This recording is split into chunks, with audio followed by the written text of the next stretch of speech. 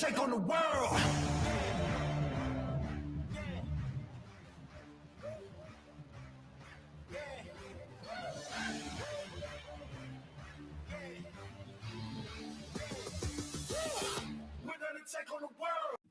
All right, guys, we're back at it again. Third Eye Truth Theorem podcast, episode 77. Really? Yes. I said 77 on last I thought it was Monday. Last Monday. No, it was Monday. Yeah, I said 77 by mistake. Anyway, My bad. come back live again, guys. Downtown St. Joseph, Michigan, April 9th, 2025. You like I said that? I just like, yeah, it's like how you always do the date. I have to, man. I'm looking right at the screen. Anyway, I am your host, James Gill. This is my co-host, Joe Hill. Oh, that's me. Hey, I'm still here. I'm Joe still Hill. sober. Still sober. Yes, Lint is doing him very well right now. Yeah. All right, guys. Losing 10 We have a pounds. special guest tonight, a young entrepreneur, Yeah. man of many talents and many hats. He has a few things going on in his life, but we were more focused on his cafe downtown St. Joe, Brookie's Cafe, right? Am I saying this correct? Yep. All right, guys. I want you to give him a warm welcome, Jake Arnold. How you doing, buddy? Where's the Doing wonderful. Is there a man. hand clap? Yeah. Applause? where's the hand clap? Dude, There Hey, you what? go. Thank What? you. The millions of people watching above us. There you go. See, I had it all prepared, man. I have to do all kinds of stuff. I have to run here and there now. All right, guys. Welcome, man. Welcome to the show. Thank you. How are you Appreciate it, doing? This is my first time ever meeting you, so this is dude, it's my first time. both of our first time. This is a new territory for Well, us. I'm about to pop both your cherries. Oh, Jake Arnold is, so yes. let's do it. Let's Damn, do it. that's a first Yes. time that said that to us. I feel violated almost. Shit, I didn't get dinner. Just right off the bat, right? Damn. Sorry, boys. That's okay. That's all Set right. the stage, He right? said I didn't even get dinner first. Wine me and dine me. he's the alpha male in the building right now, guys. I guess. Joe, what are you doing? Are you getting the things in order so you can do chats? Yeah. We're on a podcast, Joe. Let's lock in. I'm right? looking. Lock in, Joe. I'm looking for the. Lock in. I'm looking for the YouTube Focus, one, Joe. or- Focus. I was looking for the Facebook one, but I can't find it. Okay, that's all right. We'll be fine. Yep. Got you too. I got a YouTube one. It's all right. So, for the millions of people watching us right now, Millions and millions of fans. so people want to know who you are. I mean, from who is you? That's the best way I could do it. That's a weak way. Wasn't the greatest question, but I'll try to have a better answer. There you go. All right. Thank you, Jake. Sorry, Joe. Yeah, it's On your own it's all right. podcast. It's all right. I'm used to it. That's why I get the booze all the time. Yes, I got a button for just for Joe. Just for me. But everybody wants to know who are you and where'd you come from? What's your background? I would like to know myself. I think we want to know particularly. Myself, I would like to know. So Yeah. I guess first off, everything revolves around my faith. So I'm a follower of Jesus Christ. That's my top thing in my life. It's what everything I do, like I said, kind of revolves around. Secondly, I'm a husband. Her name's Brooke, hence Brookie's Cafe. There you go. Okay. She did tell me. So we had 3 restaurants at the time, and this was before the Brookie's Cafe in Dowagiac. And she's like, I've given you 2 children at this point. Can I get a restaurant named after me? And I was like, all right, that's fair. Yeah, So fair enough. here comes Brookie's Dowagiac, and then the St. Joe one. So yeah, I'm a husband and I'm also a dad. So I got a 3-year-old and a 2-year-old boy, or both boys, and then one on the way. Hopefully, I'm not spoiling that, Brooke. But yeah, so one on the way, another boy. he says, I'm not spoiling. Yeah, I probably shouldn't have said that, but oh well. You did. And then yeah, I'm a Congratulations. thank you, appreciate it. And then I'm a local business owner, as most people know. Yeah, and honestly, like I'm not really in it for like the food. I honestly don't even know how to cook that well, which is funny. But I really like creating spaces where people feel seen and valued and welcomed, like in the atmosphere of each restaurant. And I've tried really hard to build that culture ultimately within my team, but within each store that we have. really tried to like do stuff with purpose and do business with purpose. And if we can make a shekel along the way, praise God. So yeah, that's kind of who I am. I in like a how nutshell. you use shekel. Yes. That's pretty cool. What the hell does that mean? That says coin. Yeah. Money. Jewish. Oh, Jewish money. Thank you. Are either of you guys Jewish? No. All right. I didn't know what the word meant. So I knew right away when you said, like, yeah, shekel. I never heard that before in my life. Make some coin, Joe. Jesus. With some coin. Jesus, help me. Help me on that one. I had no clue. So, what was the first business that you opened? How old were you at that age? Yeah, first one was a complete failure, utter, just yeah, it was bad. So as most people try, it's either like a detailing business, right, or some sort of cleaning business because it's cheap, easy to get into. So that was my first shot. It's like, all right, I was at Gordon's at the time. I wanted kind of a side gig, some income from another spot other than my 9 to 5. So started a detail company. Spent about. He said. I like how you mentioned.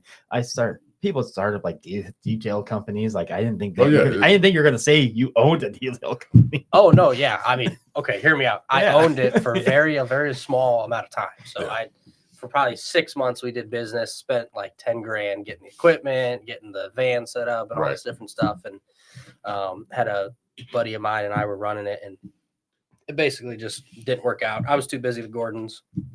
He was too busy with his other gig. And we spent some money on marketing and getting a website going. It just never panned out. So that was my first business. And that was in 2021. But what did pan out was, so the first like store that I bought was Cranky Hank's.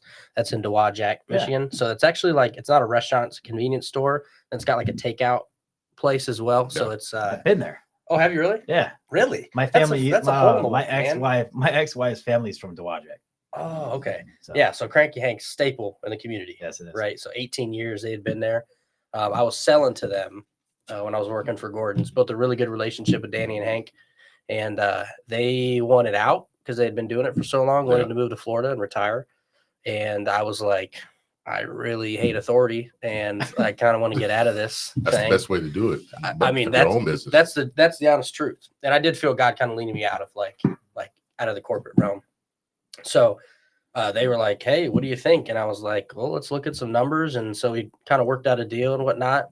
And so my wife was, so it took, the whole process took about a year because there's a liquor license involved. Yeah. It takes time. So my wife was 38 weeks pregnant, and we were about to buy the business in 2 weeks, like sign the deal in paper, like it's done. So my wife is 38 weeks pregnant. And the plan all along was I'm going to work at Gordon's and kind of run this on the side. I hired someone to manage it. And he had been training there for like 6 months. And so 2 weeks before, I just get this revelation, like, this is not going to work. Like, there's no way I can do both GFS and run this convenience store. Because I was realizing the weight of like everything that it took to run this thing. I mean, this was Danny and Hank's full-time thing, right? And I'm trying to be, I do it on the side. Like, no, that wasn't going to work. So I went up to my wife. I was like, hey, Brookie, so I know we have a good paying job and full benefits. What are your thoughts on me quitting my full paying job and just running a convenience store with no benefits right before we're about to have a baby? So wow. Way to throw a pregnant woman as well. And that's a big curveball. Luckily, I dodged the shoe that came at me. I don't know. It would be a frying pan, actually. Yeah, but no. So bless her heart. I mean, she was, and this is why she's my best friend. She's my greatest helper, and she's the person. The reason I am where I'm at today because of her. So she looks at me. This is after I've kind of done the spiel. Like, I feel like God is leading me to step away from this. Okay. Like I've prayed about it. I fasted for it. Like, I think I need to step away from GFS and go in this like gung ho. Yeah. And we're sitting on the couch. I'll never forget the moment. We're sitting on the couch. We're watching The Office, classic, the best. And she pressed pause.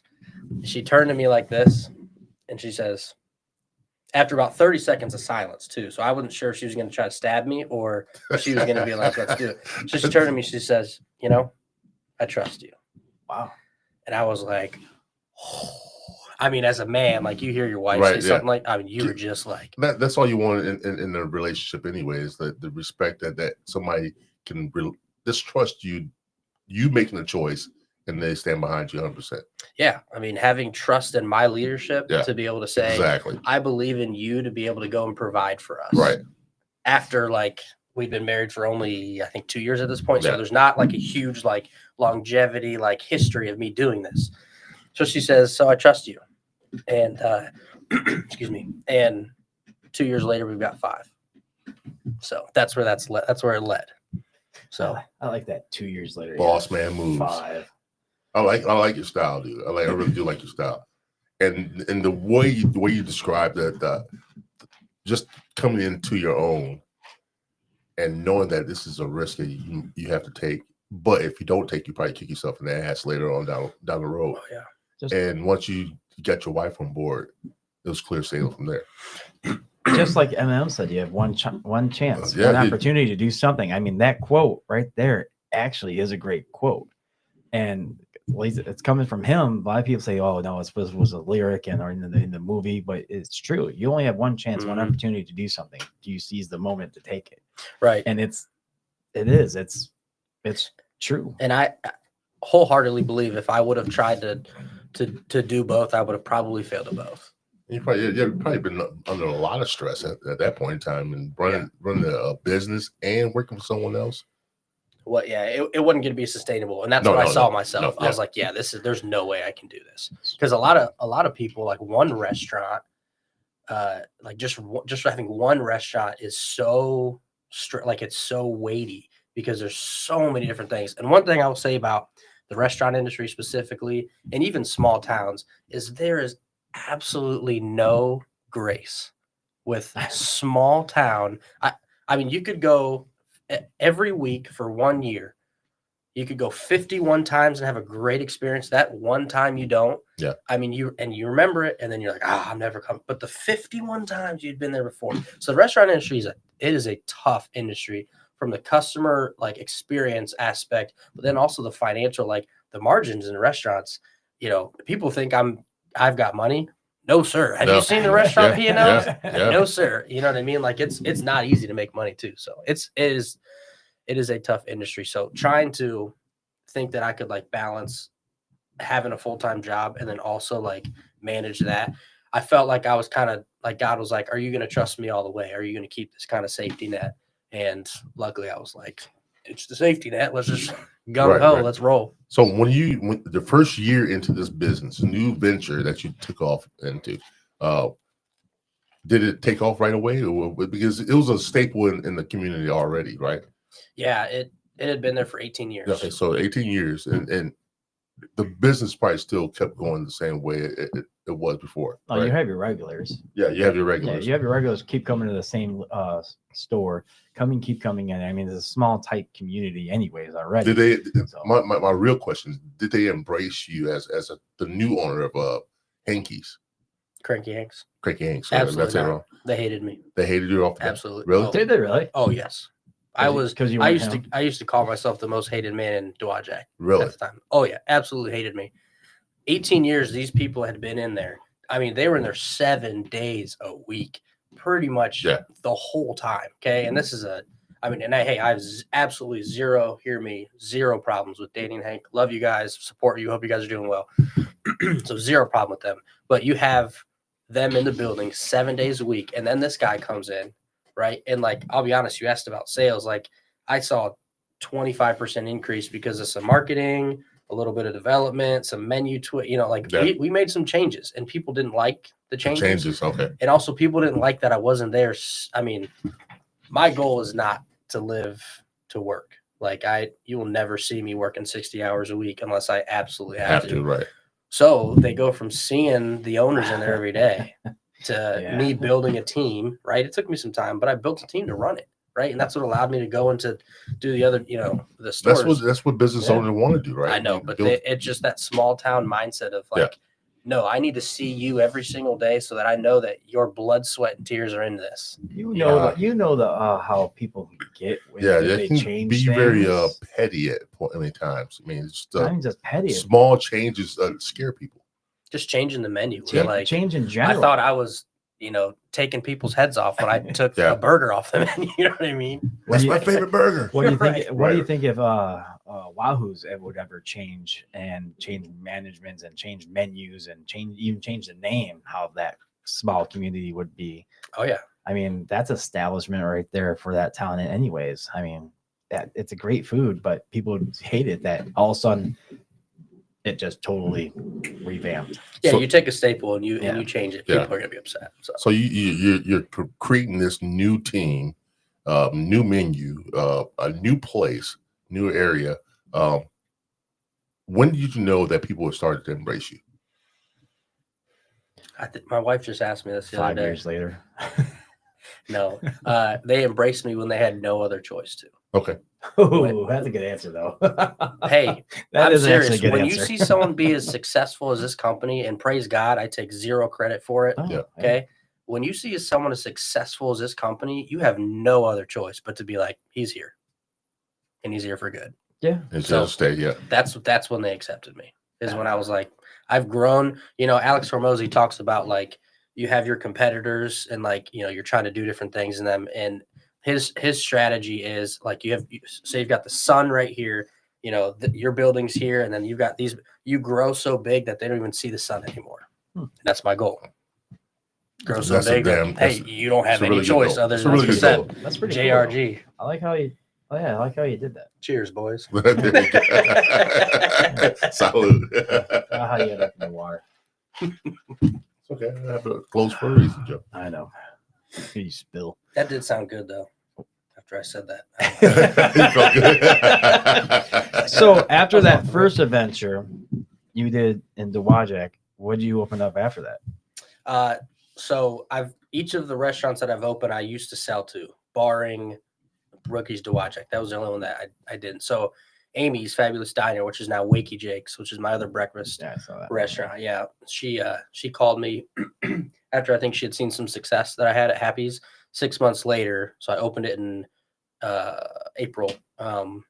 6 months later, she had called me. She's like, hey, so you're doing great things over there. Like, would you have any interest in? Oh, so she came to you with the deal. Yeah. Each one of these deals I've been approached. Yeah. Like it's been kind of set in my lap. So I was like, all right, well, I don't know. Let's talk. Because that one's in the second one you opened up is in Marcellus. Yeah, Marcellus. Yeah, because it goes from all over. I mean, you're not just in one little tight area of one town. Or just one county, right? Yeah, he's in multi counties. I mean, what I read that we even have one in Kalamazoo that we're probably going to be coming up to. So I don't know who told you that. That's what been talking. That's what happens when you read the internet stuff. So someone's been talking. Yeah, so it's kind of interesting so far. So you went to Dowagiac to Marcellus. So you even went farther out. I did. I did go farther out. And the great thing about Wakey's is it is the only spot really to eat in town. So for like breakfast and lunch. And so I kind of cornered the market there, which Wakey's is one of my most profitable locations just because if you only have one spot to eat in town, we've got really good food. Like it's really hard to fail at that point, which Amy built a great base for that. That's in Marcellus. That was like a drive-in. Or no, you're thinking of Arnie's. Arnie's, yeah. Arnie's. Wakey Jake's breakfast and lunch. That's the one that just got hit by the tornado. Yeah, we can talk about that a little bit later. Mm-hmm. So then you went from that one, and how did the people react to you taking that over? That was completely different. That town was like the most welcoming, and I think a lot of it had to do with the transition of like, okay, Amy was like really good. She was very like, hey guys, accept this. Like he's a young family, like he's wanting to do the right stuff. He's wanting to really succeed. Like support him. And so her support meant the world to me, because then Marcellus, like I stepped in, I did change a little bit less, learning from the previous. Right. I've changed more now, but I changed a little bit less. And so they were great. They were still happy with the whole menu and everything. Yeah, because we made a couple twists, but yeah, they were good. So far is each place about the same between the two right now? Between the two as food wise? What do you mean? Like, is it still like lunch and breakfast for both places, or is it more lunch, dinner, breakfast at one? Yeah, so Happy's is pizza and barbecue. Pizza and barbecue. Yeah, and then Wakey's is breakfast and lunch. Okay. And then Arnie's is smash burgers and thin crust pizza. That's the drive-in. Yeah. And then Brookie's is breakfast and lunch, both Brookie's. So you touched on all kinds of different avenues as far as restaurants go. 4 concepts, which gets 4 different concepts. Yeah, we're stretching ourselves with that. Like I've got 2 district managers or regional directors, we call them, who oversee. One oversees 3, the other oversees 2. Okay. And it's a lot to manage that many different concepts because you have different menus, which means you can order different things. Your processes are different. You know, you got obviously different pricing for different stuff. Like, so that's why we did the second Brookie's here, is because that is the most profitable, but also the most replicable concept. Where's the first Brookie's at? Dowagiac. So you have 2 in Dowagiac. No, 1 in Dowagiac, 1 here, right? Yeah. So Happy Jake's it's in Dowagiac. It's in Twin Lakes. Okay. Brookie's is in Dowagiac, like downtown. We're in downtown area because I haven't been in downtown in a while. Beeson Street. Oh, okay. So you're like Woodfire Tutoria. Yeah. Like that right there. So we're off that little side street. Okay. Yeah, I know the area decent. I just need another landmark that's near there. So you're down the road from the wooden meadow? Yeah. Yep. Yeah, thank you. Do you know? So Beeson Street Cafe. That's what it used to be called. Oh. And then the Beeson Street Bar. Yeah. Those are both there. So I took over both spaces. So one of it's the cafe, and then the other we use as like overflow seating, and then an event space too. Wow. So he's putting in some serious work. Yeah, I like the idea. You have the concept of, I mean, the corporate concept of having like regional managers to help you out controlling all of those different locations, right? You said, I know you said before that you don't want to work the 60-hour week. You want to stop working those long hours.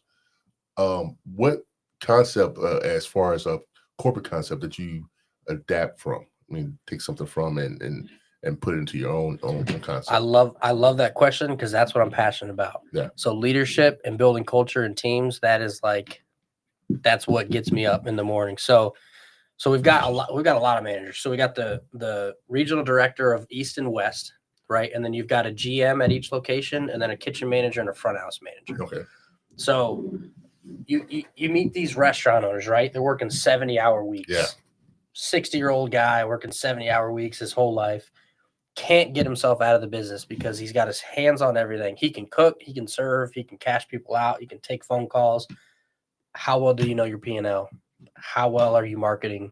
You know, what'd you spend on marketing last year? Yes. How well have you built teams to get you out of the business? All of the business owners that I took over, I felt like, let me rephrase that. A lot of the business owners I did business with in Gordon's, I felt like we're so stuck in the business that they could never like get themselves out and be able to see the forest from the trees type of thing. And be able to, and so what I did, I was like, all right, you know what?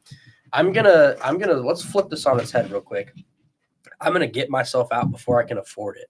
So I hired this guy, Mike Mahaffey. He ran the Strand for a number of years. I mean, you will never find a better employee or a better, he's literally been my right-hand man since day one. Never will find someone like him. He is, basically, is how I refer to him. So I hired Mike when I couldn't afford him because I was like, if I'm ever going to grow, I need to hire someone that can run this without me. So that's what I did. So I hired him, couldn't afford him. I was like, you know what? We're going to dig into the savings a little bit while I go and grow it. So that's what kind of had the Amy's, right? That's what I was able to do. As Mike focused on this, I focused on that. So I really enjoy building these teams because ultimately I'm making my life easier when I'm delegating these tasks. And if I'm delegating these tasks, that means I have to train them, right? So I'm spending time training them. Right. They know how to do the role now. I'm going to delegate it. That's off my plate. Let me go focus on something that's going to drive revenue.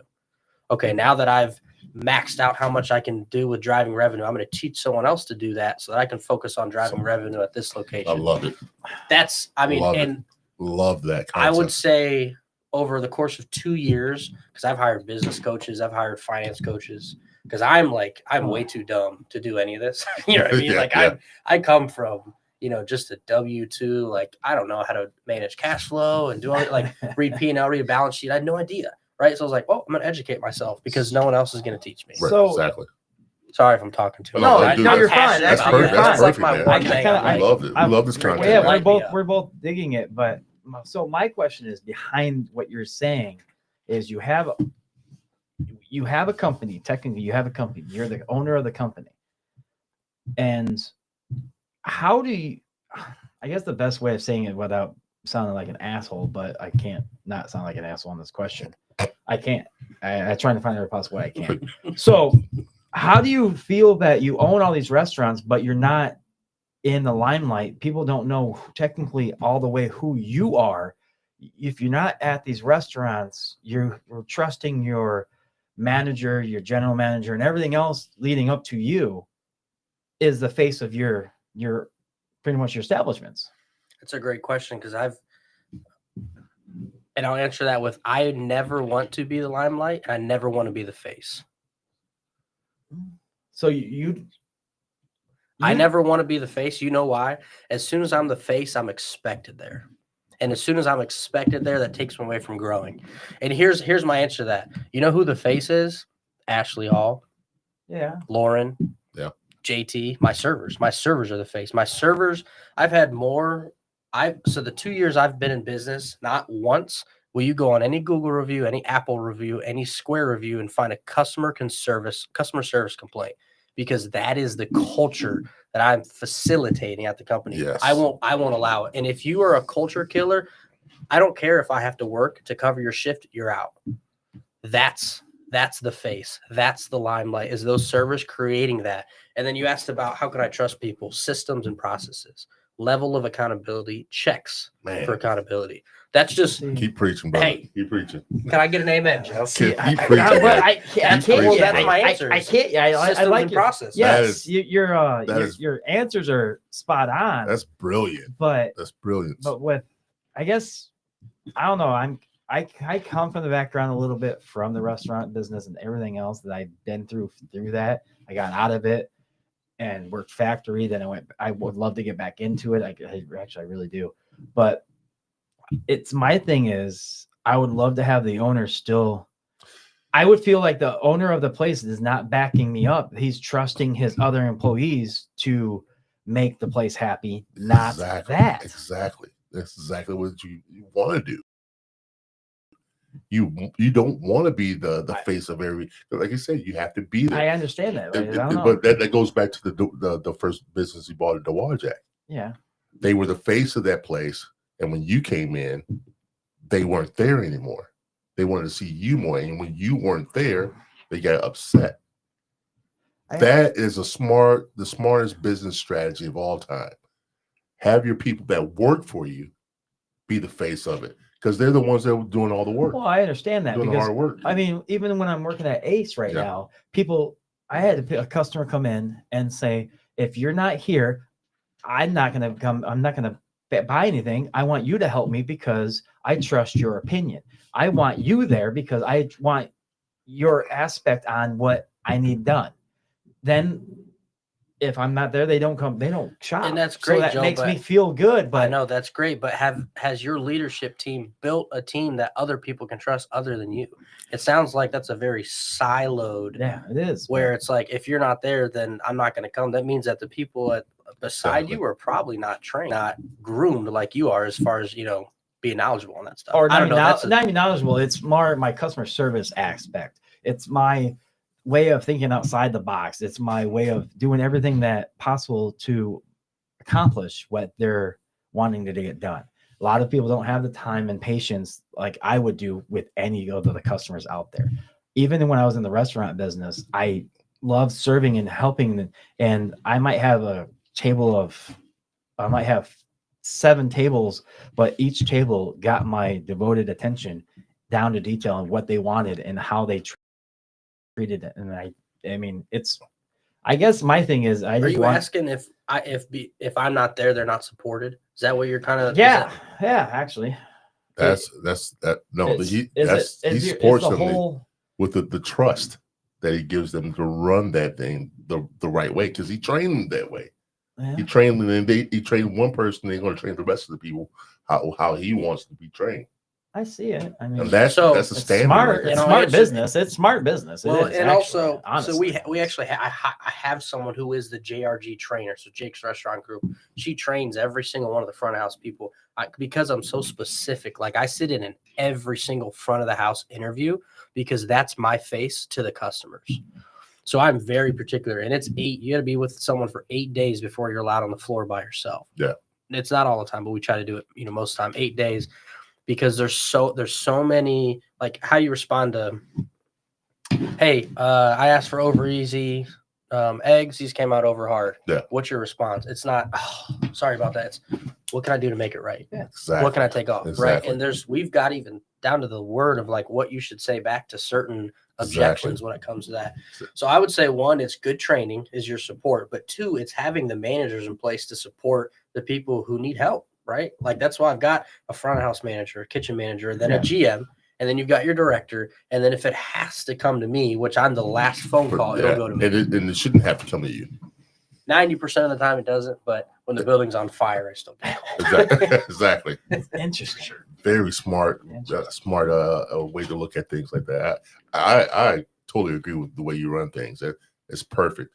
A lot of people don't see it that way, but because they, like you said, like say for instance, Sandbar, Tom Jennings is there all the time, and a lot of times you shouldn't have to be there that much. You know what I mean? Run behind the bar trying to make drinks for people or running food for people. We should there should be certain people running those certain areas in a restaurant, and they should do it the way he wants them to do it. He should be able to trust that person that he taught to teach these guys. Well, I understand where you're going with that. I have to stop you. Let me finish. Don't interrupt me. Yeah. But what I'm saying is, once you train somebody to do a certain way and they train them to do it that way, it should be ran that way. And that way you have a smooth ship and everybody's on the same page. How do you keep track of whether or not it's being done the right way? Well, you have what we have is checklist, and we have team captains. We don't have a strong manager just yet because Tom wants to run everything. Like you said, wants to have his hand on everything, and he shouldn't have to do that. Well, he's old school though. Yeah, I mean, right. he's coming from a young generation now because he is 28. He's coming from a young generation. The older generation, like those 2 guys in Dowagiac, they wanted to be there because they wanted to work hard for their money. Honestly, from right now, look what happened after 18 years. They wanted out. Yeah, I mean, because they wanted to just live a great life. Same place. That. They wanted out. Tom, and it's Danny is a girl, Danielle and Hank. Just yeah, sorry. Sorry. No, you're good. But with Tom, he wants to still. He can't give it up because he loves being there. He does like being there. He might not act like it sometimes, but he loves being at the place because he loves the people. He has a lot of other stuff he can be doing, though. Well, yeah, but my thing is, why do you think he still does all the other side shit that he does? He shouldn't have to. No, but he doesn't want to give it up because he likes doing it. He shouldn't have to. But he likes doing it. He has a bad leg right now. I understand, but here's my answer when people, if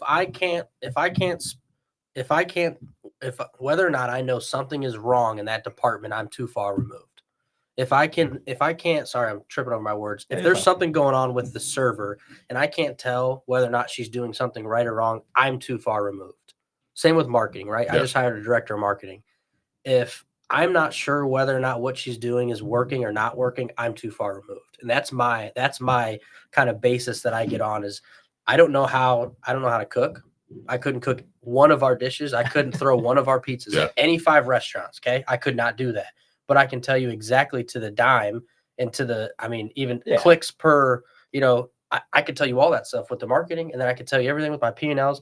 And I'm so focused over here that I keep the systems and checks in place so that I make sure that, hey, what I told you guys was supposed to be done. And I know if I could walk in, whether it's right or wrong, I feel like I'm in a good spot and I'm balanced. Now, I don't do that all the time. I've made plenty of mistakes, but that's how I judge it. Well, for you and the concept that you're going with, I do understand it, and it's intriguing.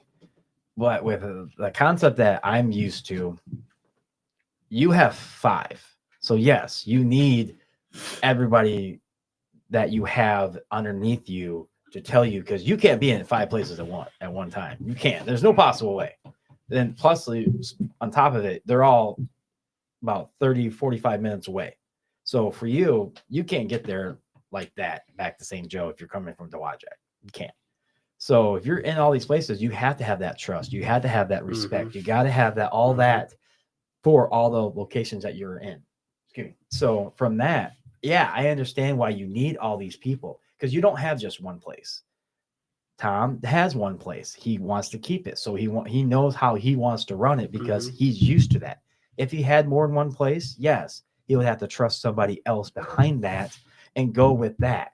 With you, you have to have that background and all these other people helping you out in the long run. I think if you only had one place, you'd probably be at the place a little bit longer and lot more hours, like you said, for the 60. That's what he's trying to get away from. I know, but he doesn't. Yeah, he doesn't want that. So I understand it, and I just got to get smarter. I gotta get used to that in my head, that you don't have just one place. And hey, that's the norm. Yeah. The norm is to see the business owner there every day, every week, every hour. So I understand. I like to be a disruption amongst a lot of things in my life. So I think the way I do stuff is really backwards. Honestly, I do the stuff backwards myself. I even speak backwards half the time, but how I'm used to it, I had to get used to someone like that, because you are starting pretty much a big giant corporation yourself of different types of restaurants. That is your niche right now, because you have 5, and they're all somewhat different locations and different things, besides the common one that's a smash burger. But for that and everything else that you're doing right now, it's actually, you are a smart ass man. I hate to say it. I take no credit. He's very humble. I love it. I love it. Yeah, man. I love it. I love the concept. I love the drive, the drive direction, there, the discipline that he has. It's amazing. It's the team. Yeah. That's what it is. I that's why I don't like talking about, because it's like, if you nail down the nitty gritty, it's Mike Mahaffey, it's Parker, it's Jake, it's Ava, it's Anna Marie, it's all these people who are actually doing the legwork that I can trust, that God has put in my life to be able to hire. I mean, I've hired 3 people that honestly I couldn't afford, and somehow they are part of the team right now, and now I can, right? Because they've helped me grow. Yeah. So with the background of all these people, you have to have major trust for all the way, right? I mean, you trust these people wholeheartedly. Yeah. I mean, you have to. My 2 regional directors handle all the deposits, literally have, thousands of dollars in front of them to be able to. So yeah, I trust them. I trust them wholeheartedly. That's for sure. With that trust, you have, you said you have those 2 regional managers, and then you have, each place has each place has a GM. A GM. Yeah. And front of the house, back of the house. So the GM is pretty much there doing the 70, 60 hours a week. Not necessarily. No, I don't, and at JRG, people say this all the time, but family is way more important to me than you showing up 70 hours a week. Yeah. That's why I prioritize. I got 2 little kids, and I am a present father, and I refuse, and I will sell it all or burn it all if I ever am not a present father and a present husband. And I expect that from my employees. Just asked one of my GMs the other day, I said, how's your work-life balance? Because I noticed a little burnout. Yeah, you can see it in face. Oh yeah, so hey, how's your work-life balance? And I had to cover this person. Take the next 2 days off. I want to hear from you. Have the director cover it, because there's no other owner, there's no other employer who's going to say something like that. And now you know what he feels. He feels like I see him and like I value him, because I do, right? That's not a play. Yeah. No, but that's me actually saying, like, your wife and your baby are more important to me than whether or not you show up and cover someone's shift. Right. Right. Because that is what's going to keep longevity. And also, who's going to trust someone more? I had to force my director. We had a tornado. We're opening BSJ. Yeah. I was like, turn off your phone. Stop answering. If you're not healthy and whole at home, you're not going to be healthy and whole at work. Man, love it. Look at you. You guys No, wanna- I You guys seriously. want to come work? Hey, Look at you. yes. Come on, Joe. Sign me Look up. at that, but you don't get that a lot from owners that take pride in, or actually care about their employees enough to, hey, It's interesting. take some time off. It's interesting. You may need to detach and recalibrate. He would be also the second owner that I know that doesn't know how to cook. And he owns a restaurant. Hey, easy now. Yeah, Tom doesn't know how to cook either. So Oh, then there's three. I thought Tom knows how to cook a little. no, he doesn't. Yeah. No, he doesn't. No, he doesn't. Yeah. He He doesn't. can read ramen. Yeah, he probably read ramen. Yeah, but that's a different story. He can read. Easy, boys. So, dude, she's gonna kill you. She's watching it. At least she can read. At least he can read ramen. That's all right. Shit. No, because actually, like you said, the buck. He came from IPC, had no clue how to cook, and didn't know anything about the restaurant business. He started up in the restaurant business, and Just Ken, you said? Yeah. Oh, okay. I Yeah, didn't Yeah, know. he had no. I'm sure he didn't have any idea what. Yeah. He's successful with the yeah, business. the buck, over there. and the buck, and they, actually his two friends are the main chefs. Really? Oh, okay. Oh yeah, my Yeah. buddies. Yeah. I was Adam, like, really? I was like, Adam and Mark. Yeah. Okay, yeah. I was like, He what? said what? I You should Really? ask thought them you about, were talking about Ken still. I thought you were No. still talking about Ken. No, you should ask them about Jake that Gordon said I used to pester them, man, to try to get Oh. their business. Oh. So yeah, he actually didn't Probably your hate roommates with Yeah, him. yeah. So I mean, if he didn't have them, Great like brothers. you said, if they didn't have a good, solid workers, just like Ken does, if Ken didn't have them, it probably wouldn't Oh yeah, dude. wouldn't last as And long. those as it guys has. are monsters behind in the Yeah. kitchen, man. I'm serious. And not only that, they're clean freaks. So Are they really? yeah, OCD big time. I mean, these That's That's guys. a good thing. Yeah, that's a good thing. It's Is a that where you got it positive. from? Huh? Is that where you got it from? Not me, dude. I'm not like that, man. I have problems doing dishes, man. I hate it. That's why you have OCD then. But to a degree. To a degree. I like things in order. Some things in order, like Yeah. books and the way I make my bed. I guess. That's organized. That's not OCD. You make your bed. Yeah, every morning. It makes me feel accomplished after I finish that. Yeah. Eat a frog, right? Eat a Screw frog in that the morning? shit. I'm getting back in it. No, dude. I Come like on, to, man. when I get back in bed, I want the sheets to be nice and smooth to slide right in. That's just me, man. That's I what don't know she about said, right, boy? Yeah, exactly. exactly. No, it's the office. I love that. Yep. I do the same. I said the same stuff, but I didn't think about that one. But yeah, I mean, I'm getting your concept a little bit. I'm more the old school because I come I feel from like the I'm old. having to sell you on this. Damn, What's, No, what's you the are. reason we're I trying feel to the sell same. You you? are. Are I'm- you so? let I'm me on your ask- side. Oh, I yeah. know you. Come on, Joe. Are you? So are you? What are you against, Joe? Yeah. You're It's not that I'm against, against He's- anything. he's It's a- just He's in his old ways. I guess I'm you're older than me. Usually, you're getting really close to getting booed right now. I know, and you're older than me. Yeah, Shit. I'm setting my ways too, but Yeah. jeez, This one, you got to change sometimes. I know it's just I'm not used to having an owner, but like I said, I'm not used to having an owner own 5, and I guess I'm And- just used to having 1 or 2 because I love mom and pop shops. I do. I love going to those. Those are the best places to have food. Yes, man. Would you still consider me a mom and pop shop? Yes. Yes. That's awesome. I to would. hear. I would. Yes. That's awesome to I hear. would. Yes. A lot of people don't anymore, which You- sucks. You are. I mean, you don't.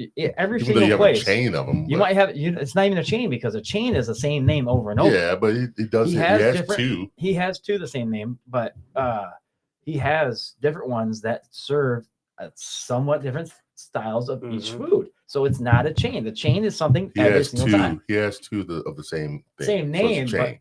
no, he has a chain of the same name. It's different food. Probably. No, same menu. Thank you. You see, you could have Sorry, went with Joe. me on that. Sorry, one. You Joe. could have. I've been waiting to push that button, Joe. You've been pissing me off already. Your resistance has been pissing me off. It's all right because I kind of enjoy. I do have a lot of people, who have. So I'm used to it. It's okay. That you're like, I don't like. I have stuff. resistance just because I'm not used to this. I'm like, That's all right. But hey, you know what I'm good with? Being unique. you are. You actually it is. Cheers to that, I'll brother. cheers to you. I mean, I'm Being unique, yeah, and being That's- comfortable in that's- that Mhm. with those decisions. That's the best way to do it because you're gonna have a lot of naysayers and people that go against you and say, "Hey, I wish you would do it this way," but do it your way, the way your vision is. I mean, I get a lot of comments about this podcast. James, you should do a roasting party. Let's get people in there and roast each other. Like, no, that's not what I want. That's not what I want. That's not my vision on this whole podcast. I want to interview people in the area, in the county, more or less, and give everybody together and learn about people that you would never actually learn about. Like you, I didn't even know who you were today. Thank you. Thanks. Makes me feel good. You're welcome. And just like no, I didn't. No, you know what I mean. I wanted to learn more about you, and this is a great platform for that. So with that being said, it's just like when people come at you a certain way and say, "Hey, you should do it this way," I have an idea for you. Stick to your guns and go with that. Go with your shit, because you have a vision, you have a purpose, you have a goal. Stick with it. Can I craft that? God has given me a vision that I'm following, and it's His company. I'm just managing it. But yes, I agree with that. I like that because concept. He has given me a very specific vision that is a disruption to St. Joe. Because when I came in and said everyone I was a follower of Christ, I was a racist, I was a homophobe, that was one of my next questions. I was all of right. And hey, you know what I did? Praise God. I'll be praying for you because what Brookie St. Joe is going to do is be a disruption, because everybody who's going to walk in there's going to be like, there's something different about that place. And look at our reviews, man. Best customer service I received in a lot of people, really long time. I looked at your reviews a little bit. And that's the plan. And hey, you can hate me all you want, but you're gonna love my food. But the funny thing is, Jake, you on something, man. The funny thing is when you said that, I said, so I said, hey, we got the gentleman from Berkey's Cafe coming in. I said, we're in a whole different scenario because we didn't know anything about you at all, or anything, because we usually know at least one person, or one of us knows at least the person. But it's more Joe than me, because I don't get out much. I work as a bartender, though, right? You got to know people. Yeah, I know. I mean, look, I hear a lot of things as a bartender. He's a different breed. But I don't get out as much. You hear a lot of things about me as a bartender. No. Like I said, I wouldn't be shocked. The funny thing is, because he is the type that does bartend, but he is in the back of the crowd. He's no, I mean, you're an extrovert. Naturally an introvert. Introvert, yeah. But I can get out there in front of everybody and perform at a higher level. Does it drain you when you have to go out and do that? Yeah. Then I have to take days where, at least one day to myself to detach. Yeah, he does. So after a 4-day in a row shift, like from Thursday to Sunday, I work that whole stretch, right? Monday comes around, I have to detach. Yeah. Don't even answer my phone. Don't do any of that stuff. Just relax. It's hard. I sleep, get my rest, and read books.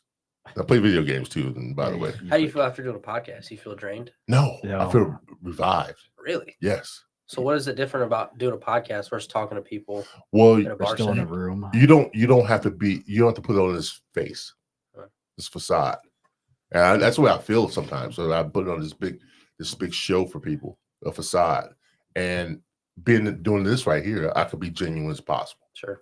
And right now we're having this conversation like we will be talking on like next to each other at a table or in a restaurant. I'll be doing the same way.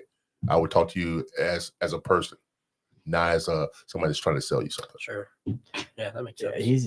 He's a different type of breed. He is, because it's a totally different side. When he's making drinks, he's talking, flirting, or whatever he's doing to make the drink and make the people happy. Here, and when he leaves the place, like he said on Monday, I have questions about the podcast or tell him who's coming on or what's going on. It's hard to get a hold of this jackass. It is. It's a good thing, right? He detaches. But I told him, I said, at least look at your phone once in a while, because one day it went all the way down to, I didn't have a show. I didn't have someone canceled. I needed to know if we need to do this on a different day. I was like, hey, let's take a day off. And what the funny thing is, I needed an answer.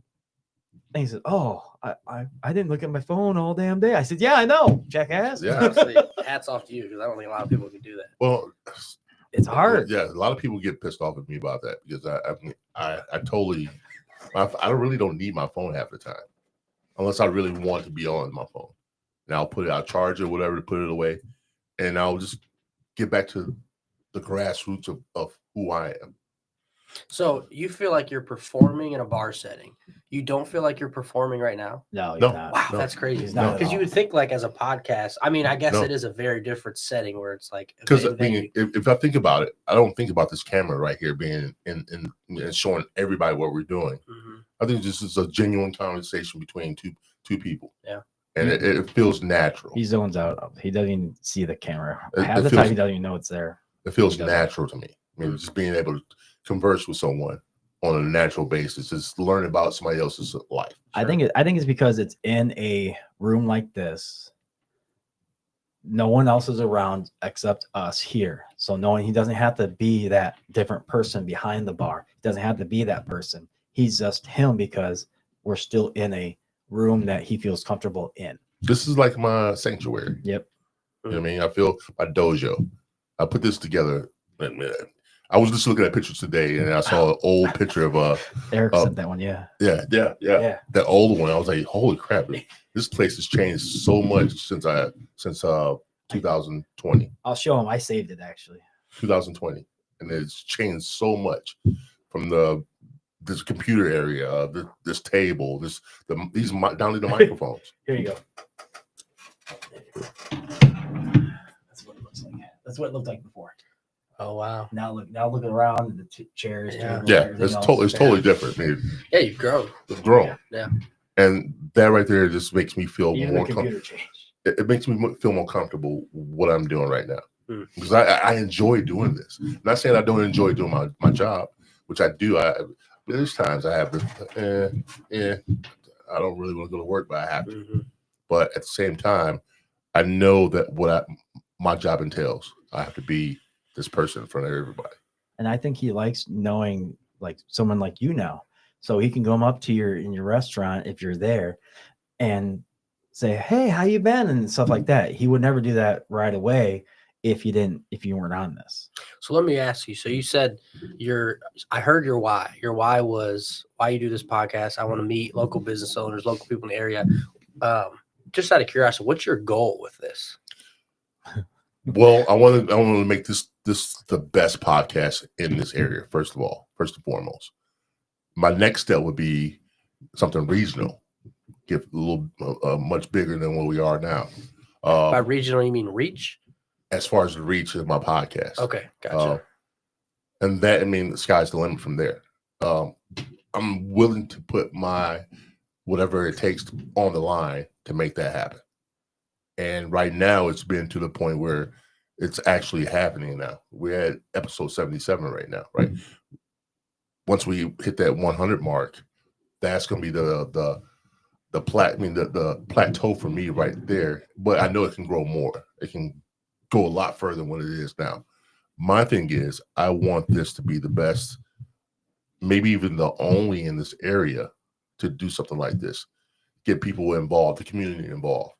And that I think that's the most important thing for me, to get everybody involved, from the common folk all the way to a business owner. Mm-hmm. You know what I mean? Just get everyone involved and everybody looking like, James, man, you're doing a good job on that podcast. What makes you different from the other podcasters? There isn't any other podcasters really that's locally at what we do. Yeah, and taking in interviews as far as community first. Yeah. Because if the community is not thriving, we don't thrive.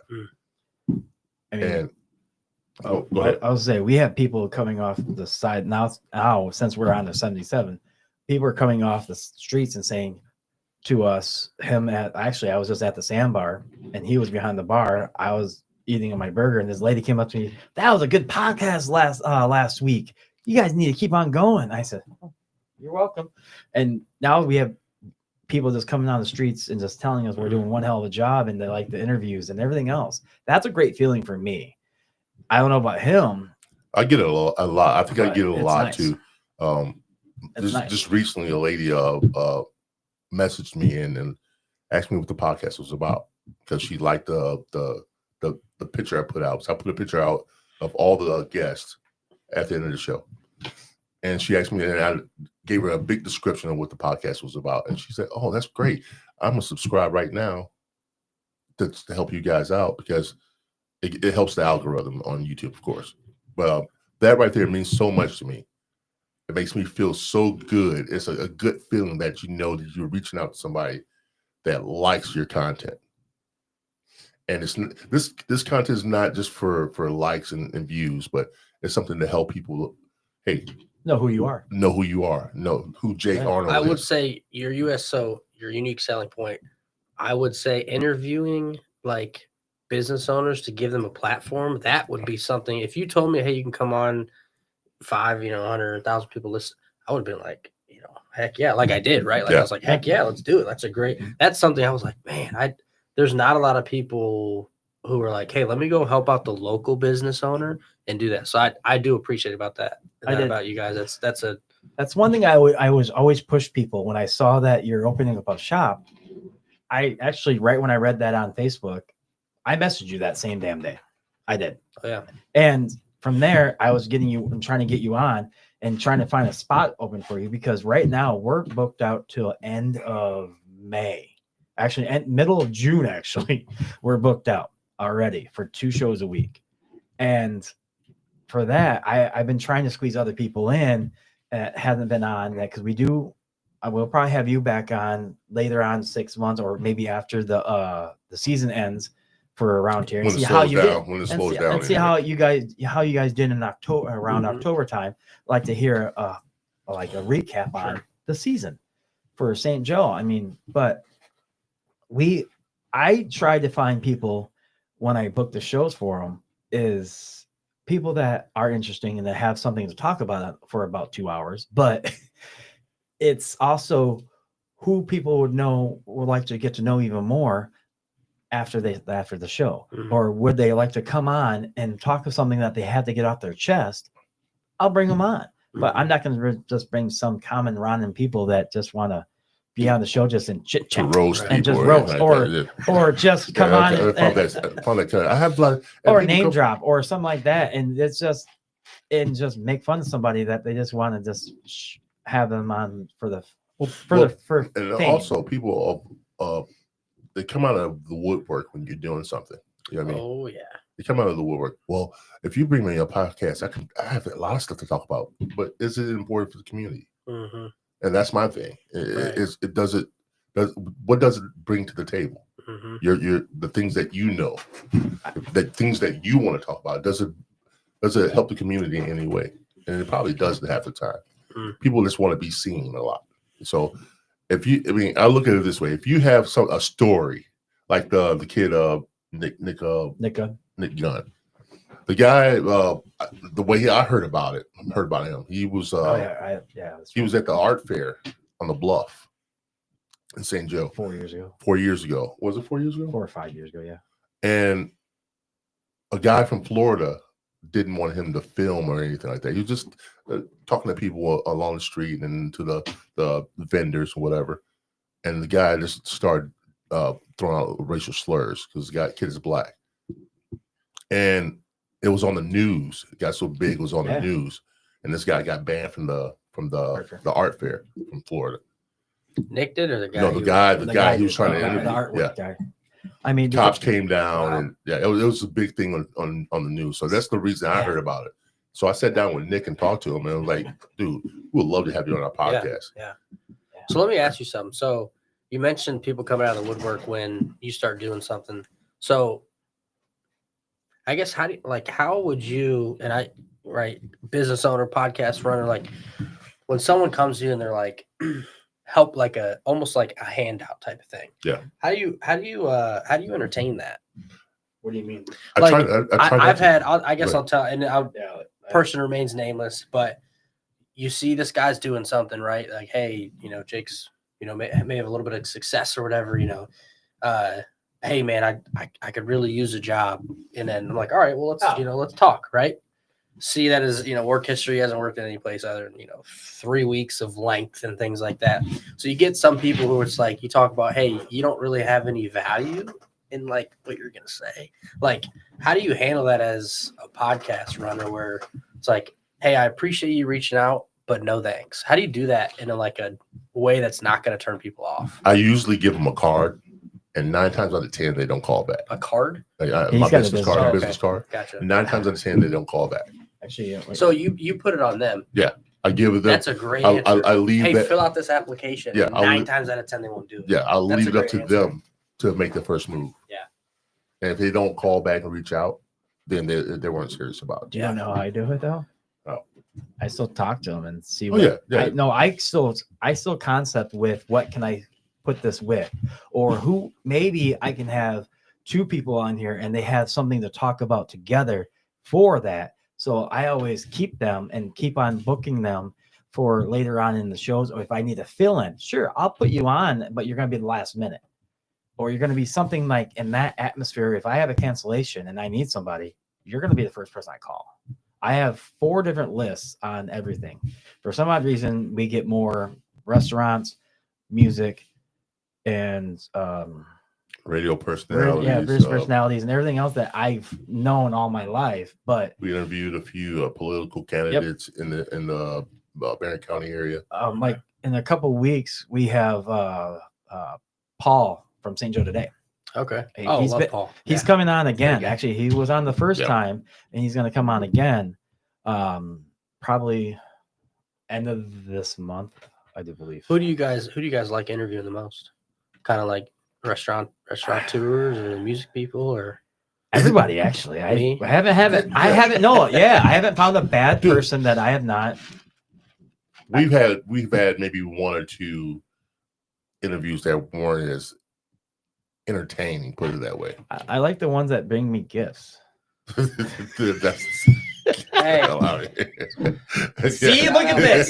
He brought a mug and a t-shirt, people. Remember this. Better come support us. For some odd reason, because we don't get paid. Our fulfillment is getting them on and letting them hear their stories. That's fulfillment for us, but this is a bonus. There you go.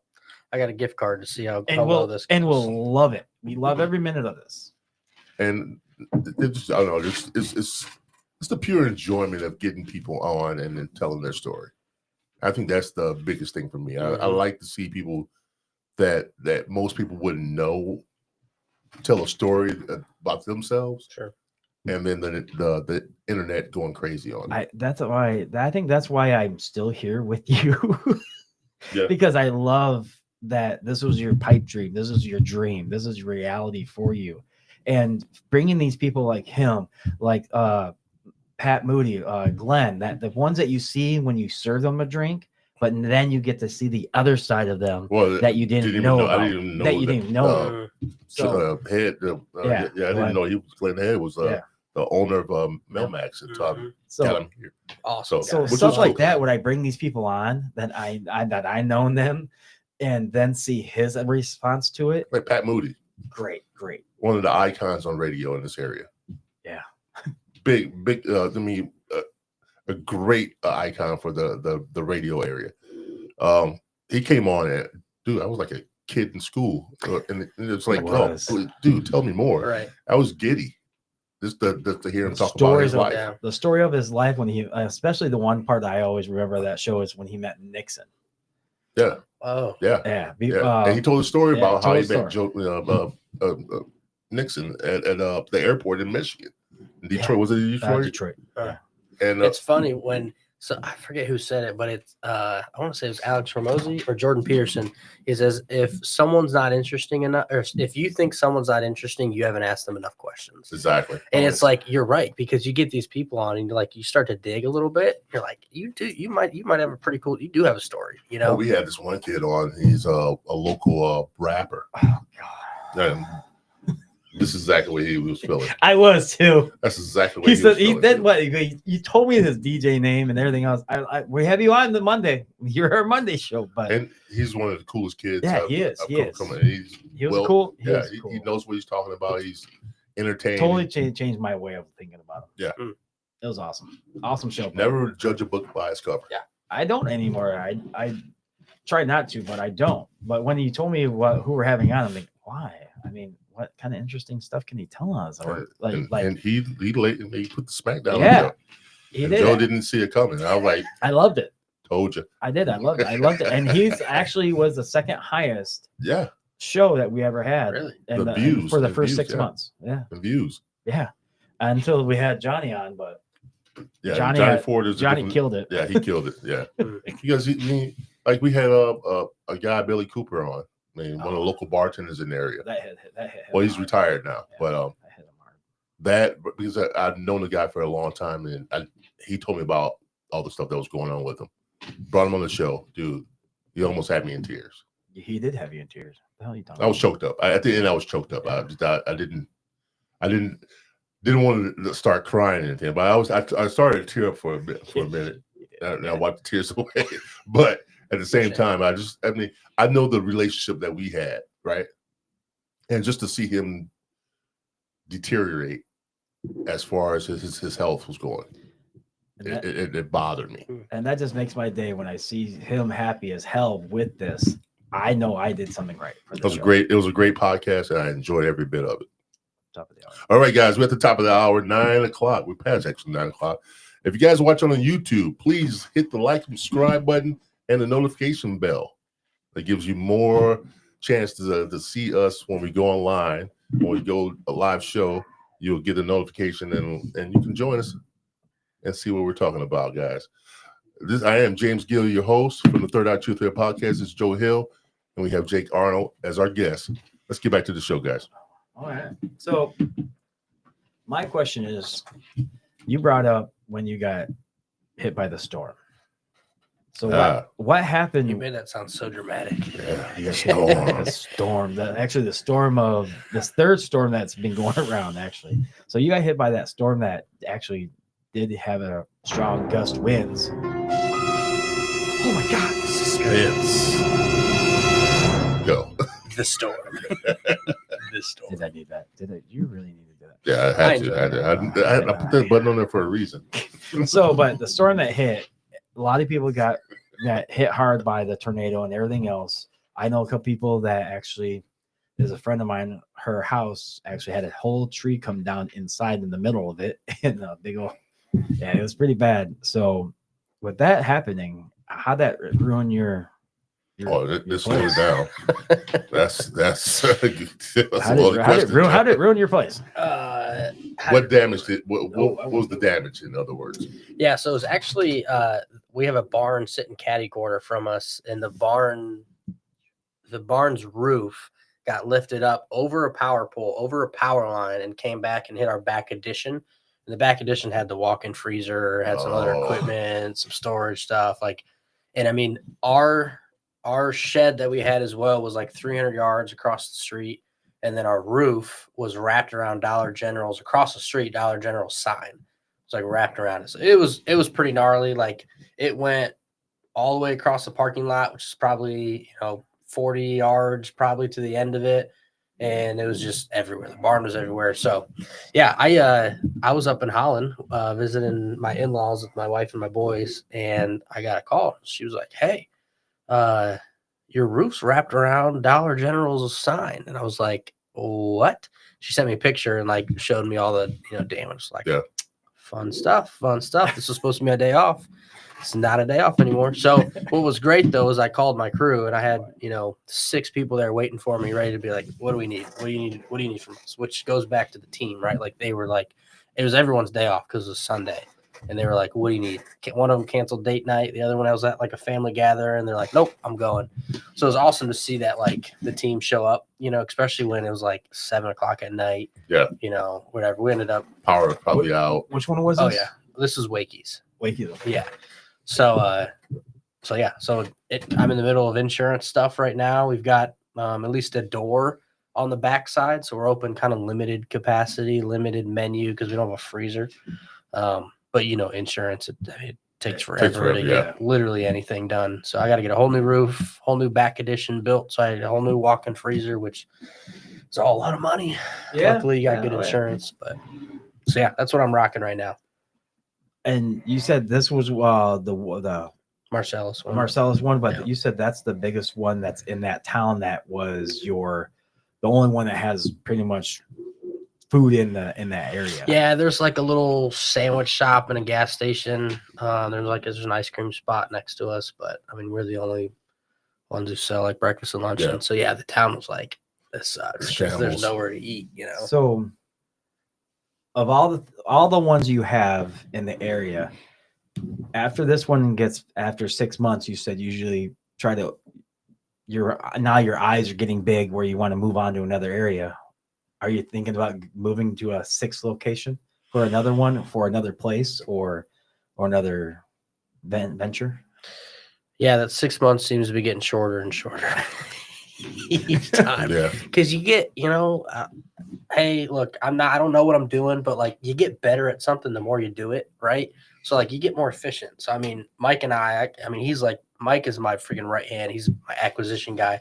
We walk into a building, by the time we walk out, we're like, yes or no, and we know what we're doing. As far as the procedures, like I could get a business started in 36 hours if I needed to, as far as getting everything legal, because I've done it, right? I've got building, I've got a business for the building for each one, and then I've got a business for the business for each one. So I've got like 12 LLCs and then a corporation that houses them all. Like I'm familiar with a lot of that. So it speeds up the process, right? When I'm just like adding another one. So we're actually looking at the spot next door, Third Coast. Oh, are you? Yeah, we're thinking about expanding or putting a little something there. Third Coast surf shop. Yeah. So are you expanding, or are you thinking about opening a totally different? Not another restaurant. Thinking I've always got ideas, so still in the middle of like what I'm gonna do there. Just don't want to tell anybody just yet. Yes, it is such a prime space, and it's got a garage, which I'm like, I would love to be. Yeah, it does. Downtown. It does. So yeah, being right there would be a great spot. Having a little bit of overflow, maybe, I don't know. So we're thinking about that. So that's kind of the 6th one.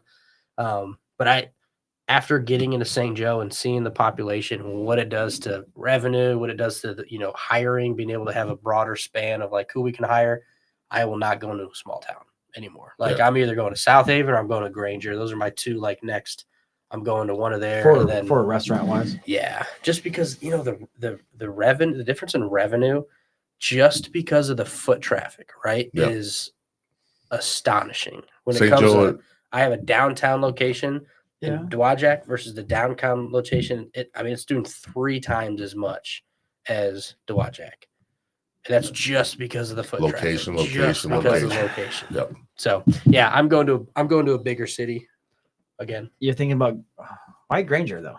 It's popping down there, like near that Costco where Chick-fil-A is. At Costco. Oh, really? Yeah. It's popping down there. Yeah. Okay. So if I can get something, I like a standalone building, not huge strip mall type of thing, but I'd be interested.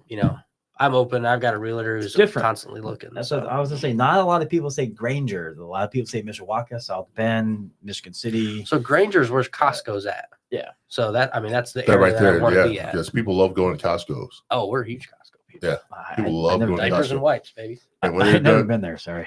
Think about it. It's the location. It's a nice. The idea of having it right there. It's a nice area. And you're going to get a lot of people coming in and out of that area. Yeah, because the people, what's crazy is the people who go to the locations in Dowagiac, they go to every single one of them, right? So you almost limit yourself when you're too close, because you're like, if you're going to get pizza tonight, you're going to Arnie's or you're going to Happy's. I'm losing business, one or because they're choosing one. So I need to start kind of spreading the wings. Would you ever go up north more, like Saugatuck, Traverse City, Holland? I'm not opposed to it. Okay. He's open.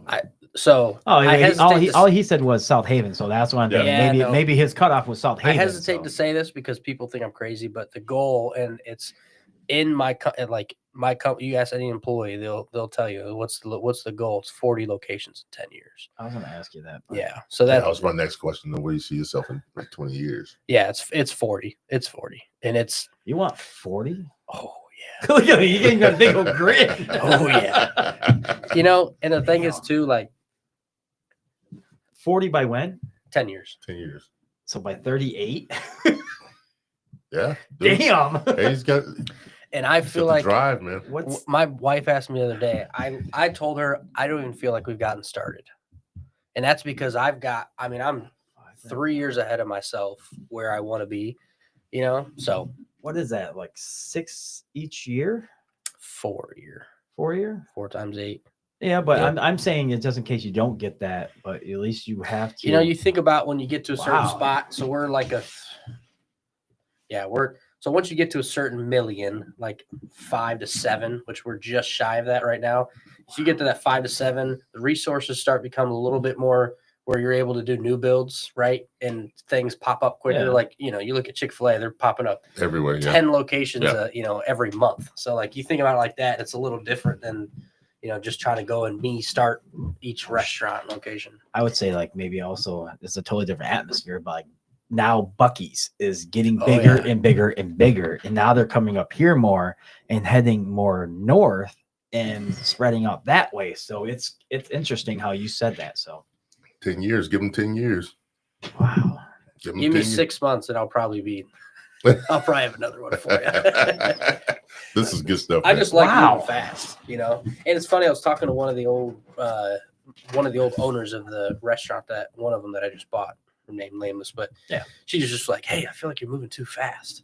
And I was like, that is a prime example of kind of the old way of thinking about stuff, where like if I'm looking at it from the outside, oh, Jake's managing all of this.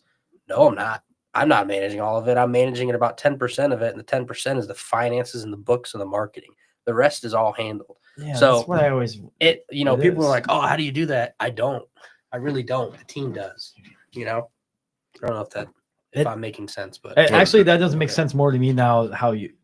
What the story and the conversation we had earlier. Yes, you're only 10% in the company, that you are the chairman of the board, but you're also doing all the stuff that is the done behind the scenes. Is the most important stuff. The marketing. Yeah, the driver. I'm the driver. Yeah. I'm steering the ship. Yep, it's interesting. I mean, he's got the big bus and he's looking to review. Sit down, kids, and stop fighting. Yeah. Oh, 40 though. Plenty of that. There's plenty of that. He's like a Nicholas Gunn. Why does 40 scare you, Joe? 40 doesn't scare me. It's the goal and the passion that you have, that, and then the big old that scares you, and the grin that he has. Yeah, he's 40. You didn't ask me why though. I know. Well, because you love it. You want it. Well, ask him why. Why? Let him tell. I really enjoy building things. Yeah. I don't love running them. Well, you don't. I don't. I love building Like, it. you I don't. hate running it. And the thing is, too, the more people and this goes to our mission statement, it's on the back of those shirts. Bringing food to the table and people to Jesus. That's my mission statement. That's what I live for. The more employees I have, the more opportunities I have, right? Yeah. So as I grow, we've got 41 employees. When I've got 400, that just gives me more opportunity to be able to serve my mission statement. So that's growth. I didn't see the back. Yeah. You better wear it loud and proud, right? There you go, bro. I will actually. There you go. I will. This is actually a cool shirt. Thanks, Scott Berry. Shout out. That is really nice. Yeah. I'll be a walking billboard for you. I will. Thank you. Can you wear it at Sandbar? Probably not. On my days off, I'll wear it. Well, I think you could get away with wearing this at Sandbar because people don't really know what the front is, and on the back it just has every single location, so it's not really a bill. It's a billboard. I don't think I can get. I think you can get away with it. I would make my employee take that off immediately. Yeah, I couldn't get away with it. If someone walked in with someone else's restaurant, I couldn't do that. That's for sure. Yeah. I don't think I would try to do that at work. It's like I promote my own stuff, like my podcast. Wear a podcast shirt every now and then. But I have podcast shirts. Yeah. Oh. Yeah, we're getting. He had some in the very beginning. I didn't get one. I didn't get one, but I sold them all. Uh-oh. Salt in the wound. Yeah, I'm kind of bitter. I said, "How do you not? I'm looking how to do you new give shirts now. Shirts away." I'm looking to. I didn't give shirts away. Oh yeah, you sold them, but sold them. Can I ask you guys something? Because I know you're supposed to interview me. But can I ask you guys something? Yeah, that's fine. Man. All right. You like when people ask us questions? What'd you say?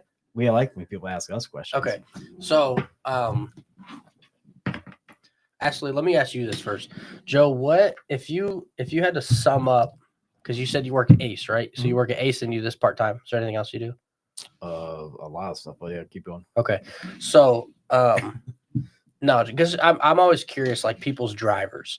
Like, what would you say? You wake up in the morning, like, what's that one thing that's pushing you to go do what you got to do? Like, do you have a driving force? I have a great answer for that. Like I just said a couple minutes ago, the reason I'm still at Ace to this point right now is the great customer service that people come in and see the satisfaction when I finally figure something out for them, or I think outside of the square circle and help them out with all their stuff that they really need to do. and they're seeing their smile on their face when I finally figured it out for them. And then them telling me that's the best thing. You helped me out a lot. You're the best. You made me feel good that you helped me with this project. That's what's keeping me there. That's what's keeping me still keep going. And for this thing here, it's just seeing him drive and him keep on passion for it. I mean, we had our ups and downs with this thing, but with that, I just like seeing someone like you not knowing and him getting all geeked and like almost like not like a schoolgirl, but kind of happy about hearing your story and going with it. I mean, it's him smiling and laughing and having Sounds a great like time. You're a helper. Yeah. Sounds like that's driving force is being a helper. He's more than just a helper. He plays it down to a degree. I'm never gonna put myself first. Never. He plays it down to a degree. You don't see that often. And well, I appreciate him because if it wasn't for him doing the stuff that he does, we wouldn't be at this point right here. You know what I mean? And I take my hat off to him for all the hard work he's done. He complains about it. Oh, it's such hard work. The hard work when I don't get paid. Oh, yeah, neither do I. I mean, yeah, we don't. But I love. It's a. I love this is cool. I love doing it. Yeah, I enjoy doing it. Like I said, this is something I've been thinking about for a long time, and it's finally happening. Yeah, it's happening, and it's happening at a fast rate. Mm-hmm. So, I mean, at first I was it's like, man, we getting all these people in. I don't know how to handle this. I don't know what to do, man. It's like happening faster than what I expected. Well, that's another question is when you get to that successful spot, is your character strong enough to handle that? Yeah. You know, like, are you gonna, because I've got a lot of very successful friends who I went to college with where their skills carried them, but then their character couldn't hold them. Yeah. Where it's like you're now in a spot where, man, maybe you've got a lot of money, hey, maybe you got a lot of influence, right? Now, can your character hold that, right? Can you stay there, and can you be not just successful in like your space, but can you be a person who is like, okay, I can be held accountable, right? I can be responsible, I can delegate, communicate, I have good relationships. That's a whole nother thing is I struggle with is like I've got, and I say this as humbly as I can, I've got a platform, right, with the company, being my employees with influence. I've grown to a spot where the decisions that I make directly affect families, right? Because, hey, there's 41 people that every Friday they're banking on me making sure that there's a check in their account, right? Or I've written them a check. Like that's on me, and I've got to carry that weight. How do you, James, like, as you start to grow and you're like, man, this is like, hey, we're getting a little bit successful. How do you carry yourself knowing that you're starting to build some influence? Yeah, James. Well, sorry, is that a hard question? No, that actually it's not. It's not. It's actually a really good question. I look at it this way. Starting with this Just Us 2, and if I can bring more people in and help the community grow as a whole, whether it's just this town or even all of Barron County, get people's stories out there is something that I thrive on. And I've always had this interest in people, their stories, them telling me stories in general, whether it's I'm bartending or I'm sitting at the bar or sitting down at the park or anything like that. I have a genuine interest in people's ideas, stories, the way they look at life. And I take it upon myself to take that in as my own. I don't know. It's my own. It's like my own bank that I save stuff in, and then I can use that to tell a story later on, whether it's me solo on a podcast or talking to an individual about a certain topic. That right there just drives me so much. But me taking on this newfound fame. And whenever it comes, I think I have the mental toughness to deal with that. I think I have the drive to deal with it, and I think I have the leadership to lead people in the right direction. I've always prided myself on being strong mentally, not just mentally, physically, to handle things of that nature. whether it's a tough situation where I have to make a decision to let someone go, and we had to do that before. I don't want to say his name. You stop laughing over there. But we had to let one of our cameramen go. And Stop calling them out or anything. No, I'm not calling him out, but we had to let him go. And I did it in a nice way. Did it in a way that we both were not mad at each other. Did you buy him a drink? No, I didn't buy him a drink. No, I just make sure he understood where I was coming from. Performance. Yeah. His own personal issues came into play too. So, which were like it filtered over to our podcast because what he was doing, put on these weird memes. The funny thing is he never watched the shows. He doesn't watch the shows after we do them. I don't, because I remember everything that we talked about. Yeah, he doesn't remember. He never watched one show. So when I watch the shows afterwards, or I listen to it when I'm doing something, so to hear how we did and how maybe we can improve.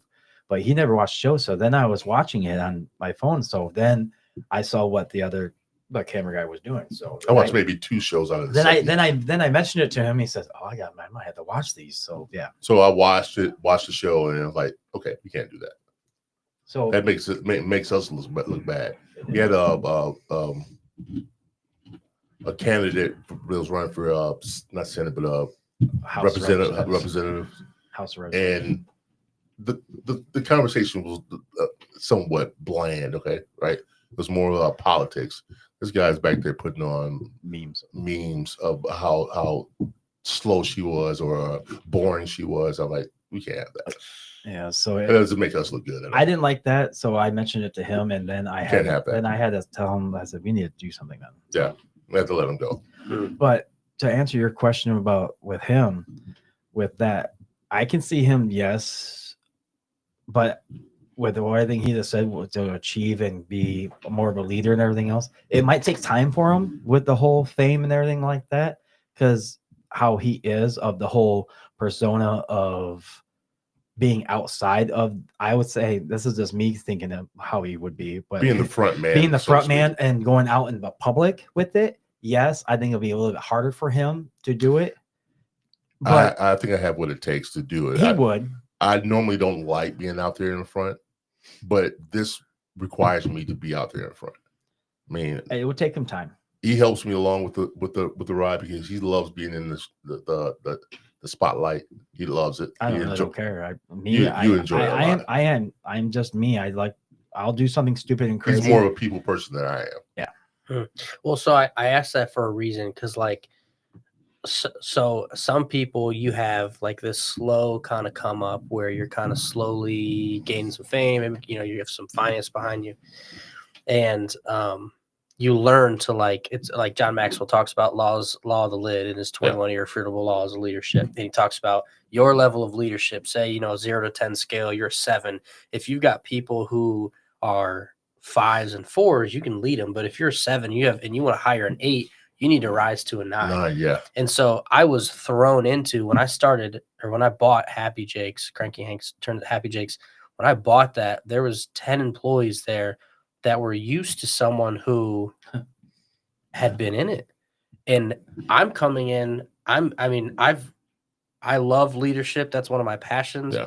I'm 28 years old.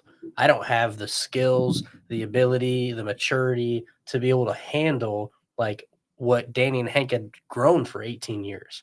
So I come in, I'm at a 2, and I've got people who are sitting at 5s and 6, right? And there were some teenagers there too who were probably on a lower level than me, considered. But I was thrown into it where I had no choice other than to I have to grow. Yeah. And I've got to learn. Hence why I hired the business coach and the finance coach. Part of that was learning how to manage people, how to lead teams. And it's interesting to me to kind of hear some, other people's stories about how they handle that, right? When you start to kind of grow, because there's growing pains, but there's also leading pains and managing pains. When you start to have these employees, you handle issues. You're like, I would never think that I would ever have to deal with this, and as you grow, it just gets more kind of, outlandish stuff you have to deal with. But I don't know. I've managed restaurants or businesses to where I had to be the one on top and everybody else had to follow my lead. I understand that. I could relate to that. I can definitely see myself doing that. So I know what it takes. Take somebody with a, I don't know, not a stern hand, but just like a, you gotta do it this way. Not necessarily my way or the highway, but you have to do it this way. This is the right way. This is the way we need to do it to be successful. And if I don't do that, then people will do anything they want. So I learned that from the business side of it. I can adapt to that anytime. I can, like you said, rise to that level 9 if you have to be, and everybody else follow suit. Joe keeps me on my toes. He's at a 5. I'm at a 7. Shit, whatever. Nah, he just called you out. Nice try. I'm joking. Nice try. Lonely 5. I was saying, nice try there, buddy. Joe's a lonely 5. You want to try that again? I'm joking. So the way we put it try at that again. the way we put it at you're a 9, Joe. No, I can tell. Yeah. The way we put it at JRG is we give you the destination, we'll give you the guardrails. It's up to you how do you get there. Yeah. And I feel like that's the best way to lead. A lot like certain individuals, you need stricter guardrails. But a lot of people, they want that autonomy. They want the autonomy to be able to like, hey, I know what it's supposed to look like. I know what the dish is supposed to look like. I know what the customer service is supposed to look like. Let me get there. I want to get there. And we set these boundaries, these checklists, these structure so that, hey, as long as you get there, we're good with it. I think that's also what it gives, like, it gives people a sense of ownership because you're like, oh, like I'm doing what I want, but you're really doing what you want within the guardrails that I've set. Yeah. For you. So, With the restaurant, I have a question about the restaurant. So what is since you said the menu's the same, what's on your menu that people are coming to and saying, okay, I love this in St. Joe for the last, what, you've been open for a month or no, 3 weeks, 4 weeks? Yeah, like 3 weeks. 3 weeks. So what are people are coming in that you keep seeing in a trend? What are they ordering there? What's your so the go-to stuff? The breakfast then is the Silver Beach Sensation. Ooh. That's like the top seller. That's either American fries or hash browns, whatever you choose. Gravy, and then it's like green pepper, ham, onion, sausage, bacon. It's like everything smothered in gravy. I mean, it's freaking it's good stuff. It is. It's good stuff. You need to come out. And then like another thing, Foster's Flame. It's sweet butter. Sweet cream pancakes with bananas like tossed in brown sugar and cinnamon. Really? It's good stuff. So that's like the sweet thing that they love. Oh man! And then lunch side. No, let's drink some water. You need a moment over there. Jesus. Yeah, you got to come in. We'll come in. We'll come in together and we'll sit down and enjoy the food because I took him when we had Robert on from the Copper Pot. He was talking about that and. That was good food. He never ate there before, and so we went there. So yeah, we usually go in when we bring stuff in. And so, what days are you open? At least in St. Joe, anyway. Monday to Sunday. They were closed Wednesdays. Okay. Wait, he was talking about lunch. I want to know about lunch. Oh yeah, I'm more of a lunch person. Yeah. So our kitchen manager Tim there, he makes his own homemade soups. They are absolutely phenomenal. I mean, I'm a soup guy. Yeah, that sounds weird, but I'm a soup guy. Yeah. He has some of the best chicken and wild rice, loaded baked potato. Cream of mushroom, phenomenal stuff. So we have this you pick two, kind of like at Panera. You get a half sandwich and a soup or a half salad and a soup, sandwich, whatever. So a lot of people, that is by far for lunch the most popular. So where did you get your chef and all that? Are they local or are they come from another town? Relationships. Really? Oh, yeah. From Gordon's. 90% of the people I hire are people that I used to sell to, like kitchen managers. So you took them from other places? Absolutely. Don't want to me. It'll be way better. I'll pay you. I love the NIL in the restaurant business. I was saying, wait a minute. So you took them from other restaurants. He said relationships from like when I worked at Gordon's. I went, hey, you just took them from other restaurants. Yeah, because I sold for 3 years. Like this guy Tim, I went out to lunch with him every single Wednesday. Bought his lunch to get his business. To get his business. That's how you're supposed to do it. Because I was like, hey, I want the business because that ultimately feeds my kids. Yeah. So yeah, he's interviewed for us 3 or 4 times for different locations. The distance has always been an issue. So finally we got one to St. Joe. I was like, you're it. Let's do it. Wow. So yeah, a lot of them have been relationships either with church or Gordon's. Yeah. I've been able to hire people. So and you're only open till how late? it's 8 to 2 right now. So come May 1st, it'll be I think 7 to 3 Monday through Sunday, 7 days. So are you afraid that you're competing with Thornton's more because you're more based like Thornton's is not Copperpot. Copperpot's a little bit more higher end of breakfast, and because they're only open till 2 or 3 themselves. So you're more competing with Thornton's in St. Joe or in that downtown strip because Copperpot's across the street. So. Competing is an interesting word. Yes, it is, but that's we who are you the are. Mason jar of St. Joe. Ooh, I like that. That's deep. So it's all organic. All of our stuff. Look at our menu. Yeah, look at Tractor. It's Tractor Beverage, all organic stuff. That's all our fresh lemonades and stuff. I like it. And and hey, like no, I have no qualms with Mason Jar. I think they serve great food, right? This is not like whatever. But yeah, we're the Mason Jar of St. Joe. We have the best customer service. You will never walk in there and have a bad experience. And if you do, we will do everything we can to make it right. Yeah. Right. If it's something with the food. And we have just look at the reviews. The proof is in the pudding. We have some of the best food. I never understood that saying. What's that? The proof is in the pudding. What the fuck's in the pudding? Now you know. Taste the pudding. My pudding's only a bit of crack. That's what I'm saying. What the hell's in the pudding? There shouldn't be nothing in the pudding. Back, boy. I never knew that tapioca pudding is just crack in it. You guys come in. You guys come in. I'll pay for your meal. You don't have to pay. No. I'll pay for your meal.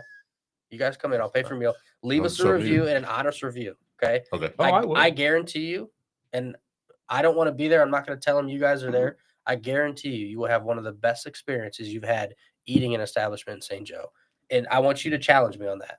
Hear me out. We have JT, the general manager there, is one of the best servers I've ever hired. And he hasn't even served before because of who he is as a person.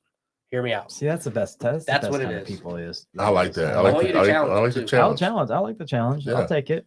It'll be about 2 weeks, but I'll take it. 2 weeks? I'll pay for it. I have to work this weekend. No, sure. Okay, 2 weeks then. Yeah, we're coming in 2 weeks. I have to work this weekend. You want to do it on a Sunday? Maybe we can do it on a Sunday. All right. Are you gonna Fair enough. I'll make it. I'll make it this time. Yeah, last time you stood me up. Joe fell back down to a 4 on the Shit, I did. He was there. But the weird thing is, he didn't wait for me. He ordered the food, and then I ate by myself at the bar. I was hungry, he said, he did. He said, dude, we're waiting here for the last 10, 15 minutes. I said, dude, I'm on my way. I'm walking. So I walked up there, and they already had their food. They had their food all eating and everything. Where were you eating at? Where's that? Copperpot. Yeah. He was like, I go there all the time. It's great. I do. I eat there all the time. I like their bennies there. I'm gonna take that challenge, man. I'll definitely take the challenge because I like another breakfast place. I do. I like breakfast places, and like I said, you are kind of how you are with the food is more like a Thornton's downtown because there is no other place like Mason Jar downtown. Yeah. Stop saying Thornton's. No, because there is the Thornton's right there. So that's the only thing that's really a different spot though. That's Greasy Spoon, which is fine. Like I love Shelly. Mason Jar. I kind of like how you said it. Mason.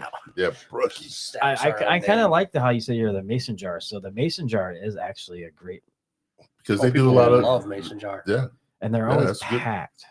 So are we. So see, there you go. Do you feel like you should have like an outside patio? Or do you want an outside patio? I have no idea. I've had even my employees have asked me. I've thought about putting there's that little sidewalk. There's no room. You got to have people walk by. 2 little tables there to sit at, but right. You can't. Yeah, there's really no place because you can't do it like they do in Three Oaks where you block off 3 parking spots. You're just now losing parking spots because they bought that area. St. Joe will never do that because the road is close to your side.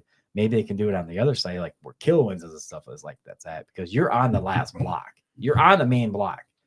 I always the State Street, I always feel bad for the first block because you guys the first block kill it this summer. Yeah, you guys are gonna kill it this summer. The first block sucks. I mean, no one knows where the first block. If you're not going to the Buck, what else is on that block?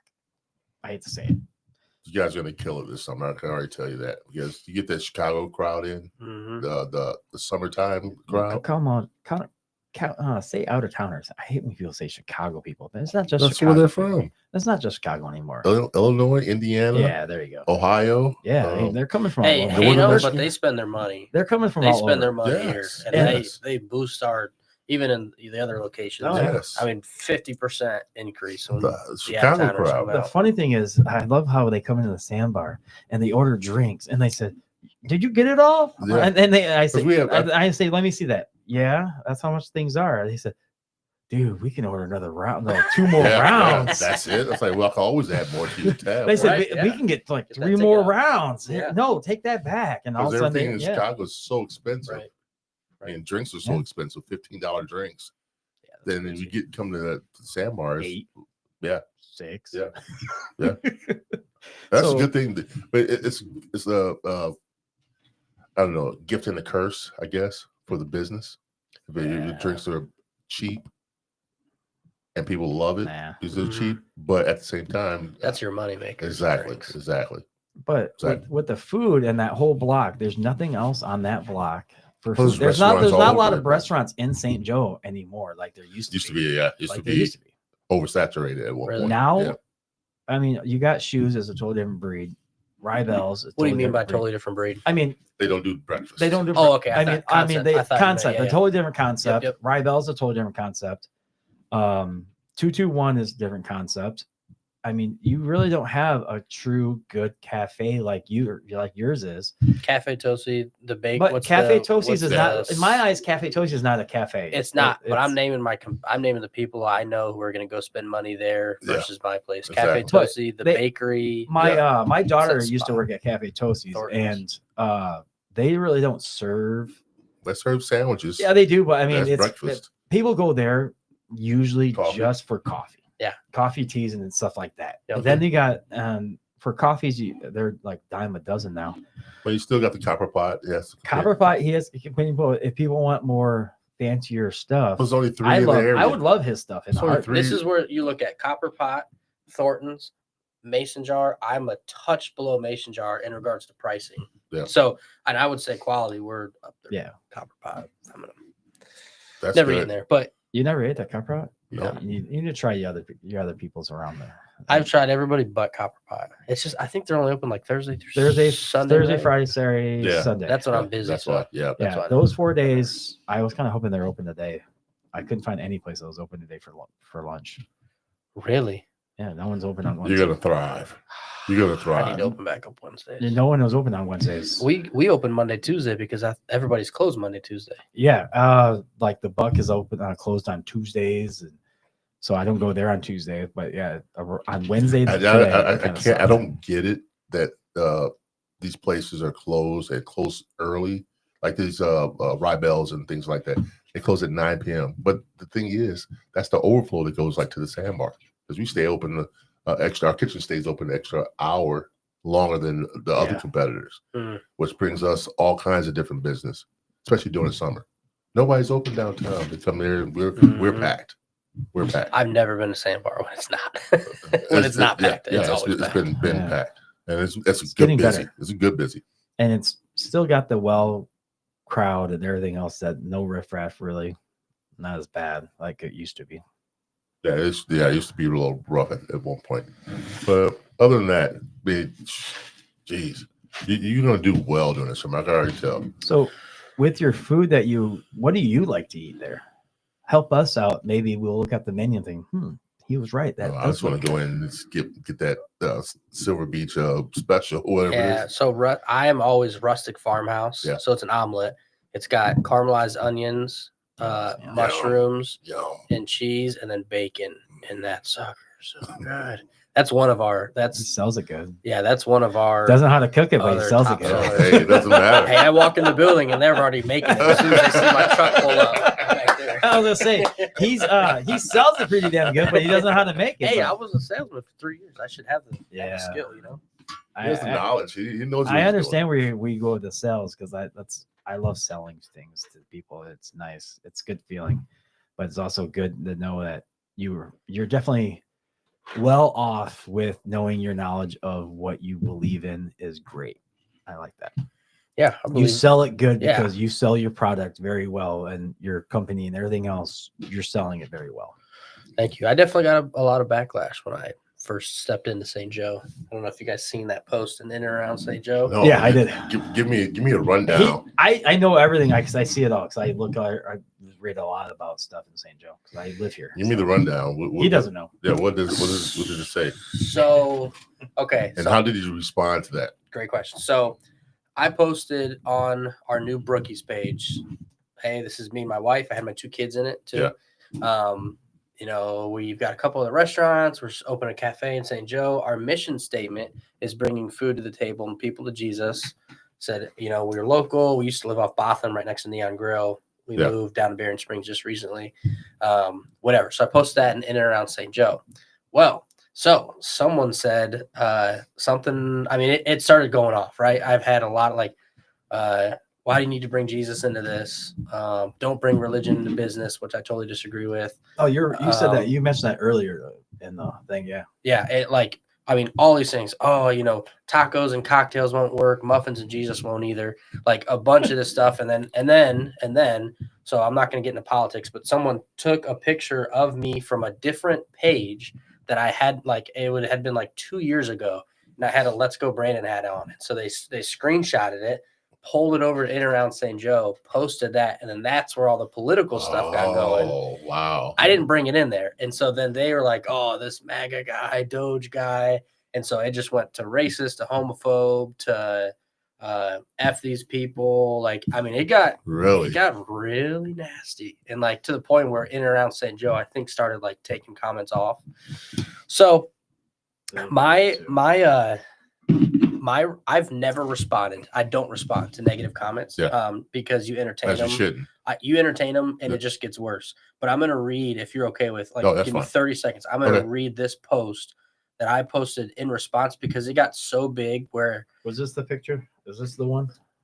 Yeah, right there. That's the picture he's talking about. Yep. Really? So I posted that and I said that. Yeah. And my kids are there, and so then someone took a screenshot of me and my kids and my family was like, F these people. Yeah. And I'm like, they must have took it you off. crossed the line. So I responded. Yeah, they must have took it off because it's not on there anymore. Oh, he's got it right there. So this is my response. And this was, I did this about a week later after I'd gotten some DMs and people were still, all right, I'm responding. Lately, I've seen some criticism about my faith and how I choose to share it through my business. So let me be clear. I don't run this company to please the crowd. I don't make decisions based on what people on the internet think. I answer to the one sitting on the throne, not my critics. This business exists because of his blessings, and I will never stop giving him the glory for it. Every seat in our restaurants is prayed over because we care about the people sitting in them. And the senior level leadership at my company are God-fearing Christians who aren't ashamed of their faith. That's not something I'll ever hide, change, or tone down to make others comfortable. I know not everyone shares my beliefs, and that's totally okay. Our doors are open to everyone, and we will always serve every person with kindness, respect, and excellence because that's what Jesus calls us to do. But if anyone thinks I'm going to back away from my faith because of a few negative comments, they don't know me very well. In fact, I'm grateful for the criticism. It means that we're making an impact. It means that we're standing for something, and it means people are paying attention. And if living out my faith boldly brings some backlash, that's a price I'll gladly pay. At the end of the day, I'm not here to win approval from critics. I'm here to run my business the way God has called me to. My faith is not a marketing strategy, a trend, or something I use when it's convenient. It's the foundation of who I am, and it shapes every decision I make. So, to those who don't like it, I respect your right to have an opinion, but I'll not apologize for my faith, and I will not change who I am to fit into someone else's expectations. As for me and my business, we will serve the Lord. Joshua 24:15. To sum it up real well for you, I'd rather lose followers than lose my foundation. That's powerful. That was a big to y'all. That's powerful, man. Because it's a mic drop. You shouldn't have to do that. I mean, as far as people can be nasty, man. Especially when they really online and you unseen, they don't say it to your face, but they say it online. That's real, especially putting your kids online like that.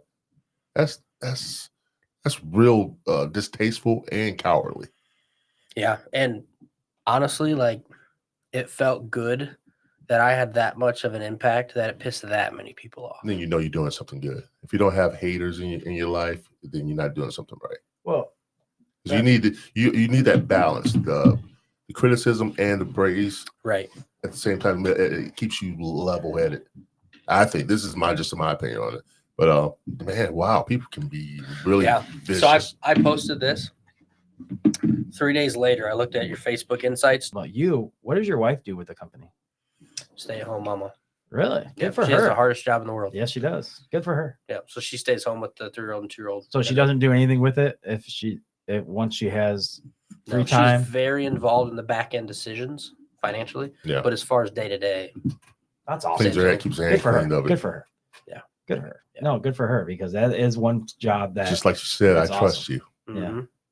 Takes a lot of trust. Yeah. And that right there speaks volumes. I just thought she might be. Speaks volumes.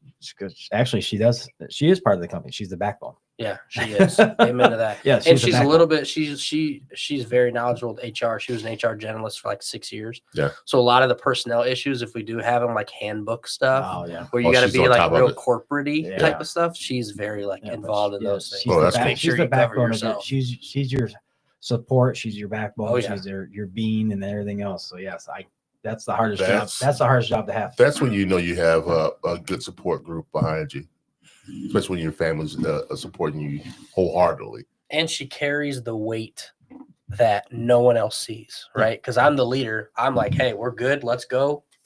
Like, I'm freaking right. And then I get home, like, here's my weight. And she just is like, let me help you. She's the greatest helper. You don't get a lot of that in relationships these days. You know what I mean? That take that load off your shoulders. You've been through a hard day of work, and when you come home, she gives you that peace of mind. Mm-hmm. That is key in every relationship. That's wow. Walking into my home, into a peaceful, right? Even with 2 toddlers, to a peaceful home. Dinner's made, the bed's made, the clothes are done. That is the most important thing, and she does such a good job at it. And like the difference in walking home and like, oh, it's been a crappy day. Like if she was to say this to me, right? Yeah. If she did like, oh, it's been a crappy day. You know, you walk home, you're like, versus anytime I walk home, I would say 99% of the time, right? Brooke, you're not perfect. You're close. But it's, what do you need? Yeah. What can I do? Here's your plate. Yeah. Sit down. Maybe here's a bush light. Just kidding.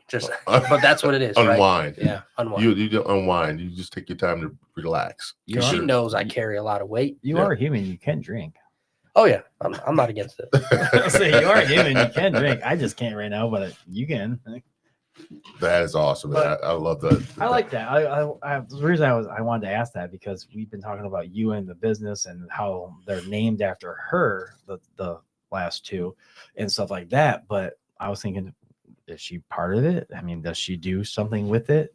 She's the pretty face and the backbone. Yeah, she's the backbone. She's the backbone of the whole company. It's a good way to put it. She is. Keeps this guy at peace, so he can do his job the right way. Yep. No stress. Yeah, and I can trust her with the boys. Yep. You know, raising them. They're such well-behaved, young kid. The 3-year-old and 2-year-old, and they're so well-behaved. Yeah. So being able to trust her with my boy, our boys, a blessing. I was gonna say, you could say they're her boys too. Our boys. Yeah. I was say they're my boys. No, they're her boys. Yeah. She grew them. Good for you though. I mean, credit for everything that you accomplished. I'll tell you what. Wow. That's amazing. Can't ask for anything better than that. A well-rounded family. The business is going well. All businesses are going well. Kind of jealous. No, dude, you want to take a page from that book, man, and learn how to do it the way he did. I love your concept, man. It's refreshing to hear that from a business standpoint, because a lot of people don't get it, and this is how a lot of businesses fail. They don't have that structure. Oh, and if you don't have that, you're gonna go down. I believe in it. It's hard to see it working sometimes. Oh man, he's a living Joe proof of it. Is still, he's still down. Where's that boo button? Yeah, I want to get back to it. Joe over here still. Let's rewind. I can say it again. You don't have to hit the rewind button. Is there something you don't have to say? You don't have to hit the rewind button. Joe. Oh, you can't sell a person that sells. He wants to taste your food. That's what it is. You can't sell something to a salesman that's. I don't have to sell it though, right? No, you don't have to sell it. You just look.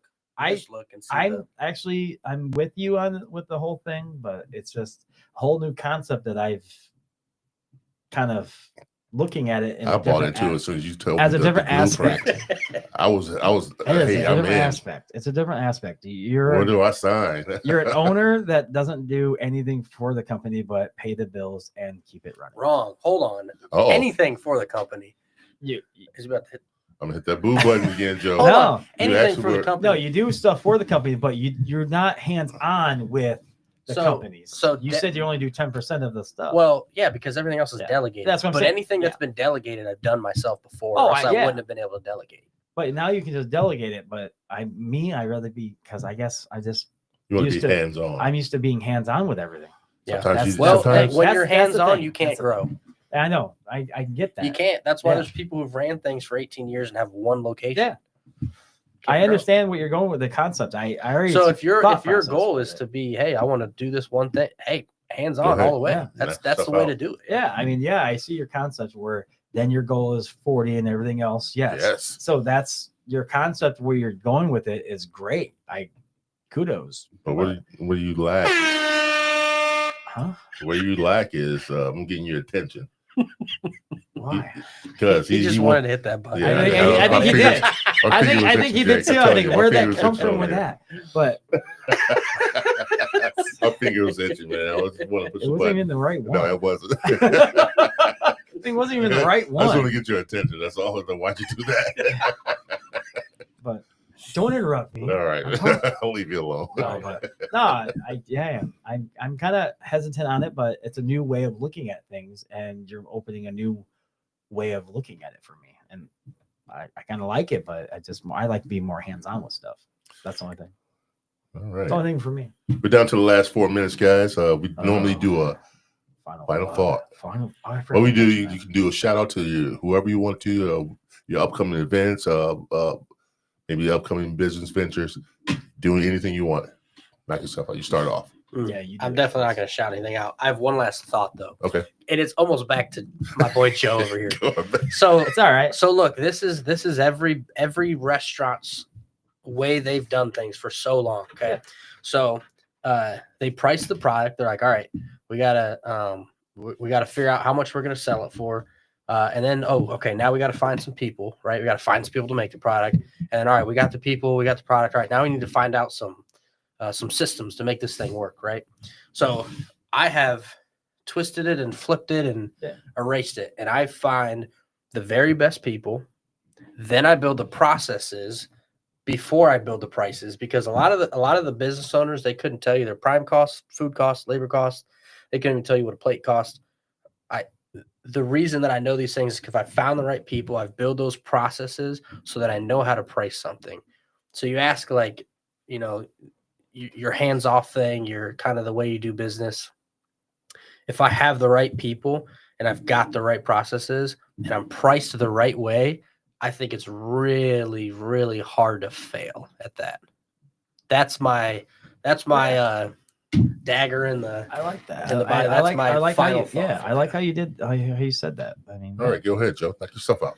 Knock myself out, huh? All right. Bam, bam, bam. So, for me, to access to you and your venture and your corporation. So, for me, like I said, kudos to you and having at 28 years old, doing a lot than we both accomplished in our lives at 28, having 5 different types of restaurants out there or different types of businesses. For you, I'm saying yes, achieve your goal, hit that 40, because you had the biggest grin when you said 40, hit that 40. And it's awesome to have that goal, have that adventure, have all that into one.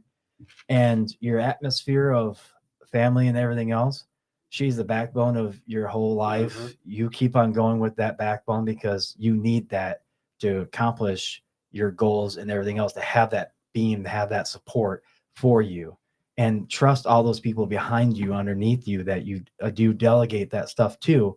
You need that, because yes, how you just said it to me, perfect. You have that where you can go on and on and on and have those adventures keep on going and on top of. But my thing is, you were living your life to the fullest also. I'm glad I met you. I'm glad you came on the show. and you keep on accomplishing what you want to do every year. And for that, I can't wait to have you on again. And dude, you're awesome, and keep on going. Pleasure to meet you, Joe. Appreciate it. All right, Jake. Thank you. Hey, one for me. Thanks for coming on the show, man, and enlighten me on what you've done in the last 4 or 5 years. 2 years. 2 years. And even better.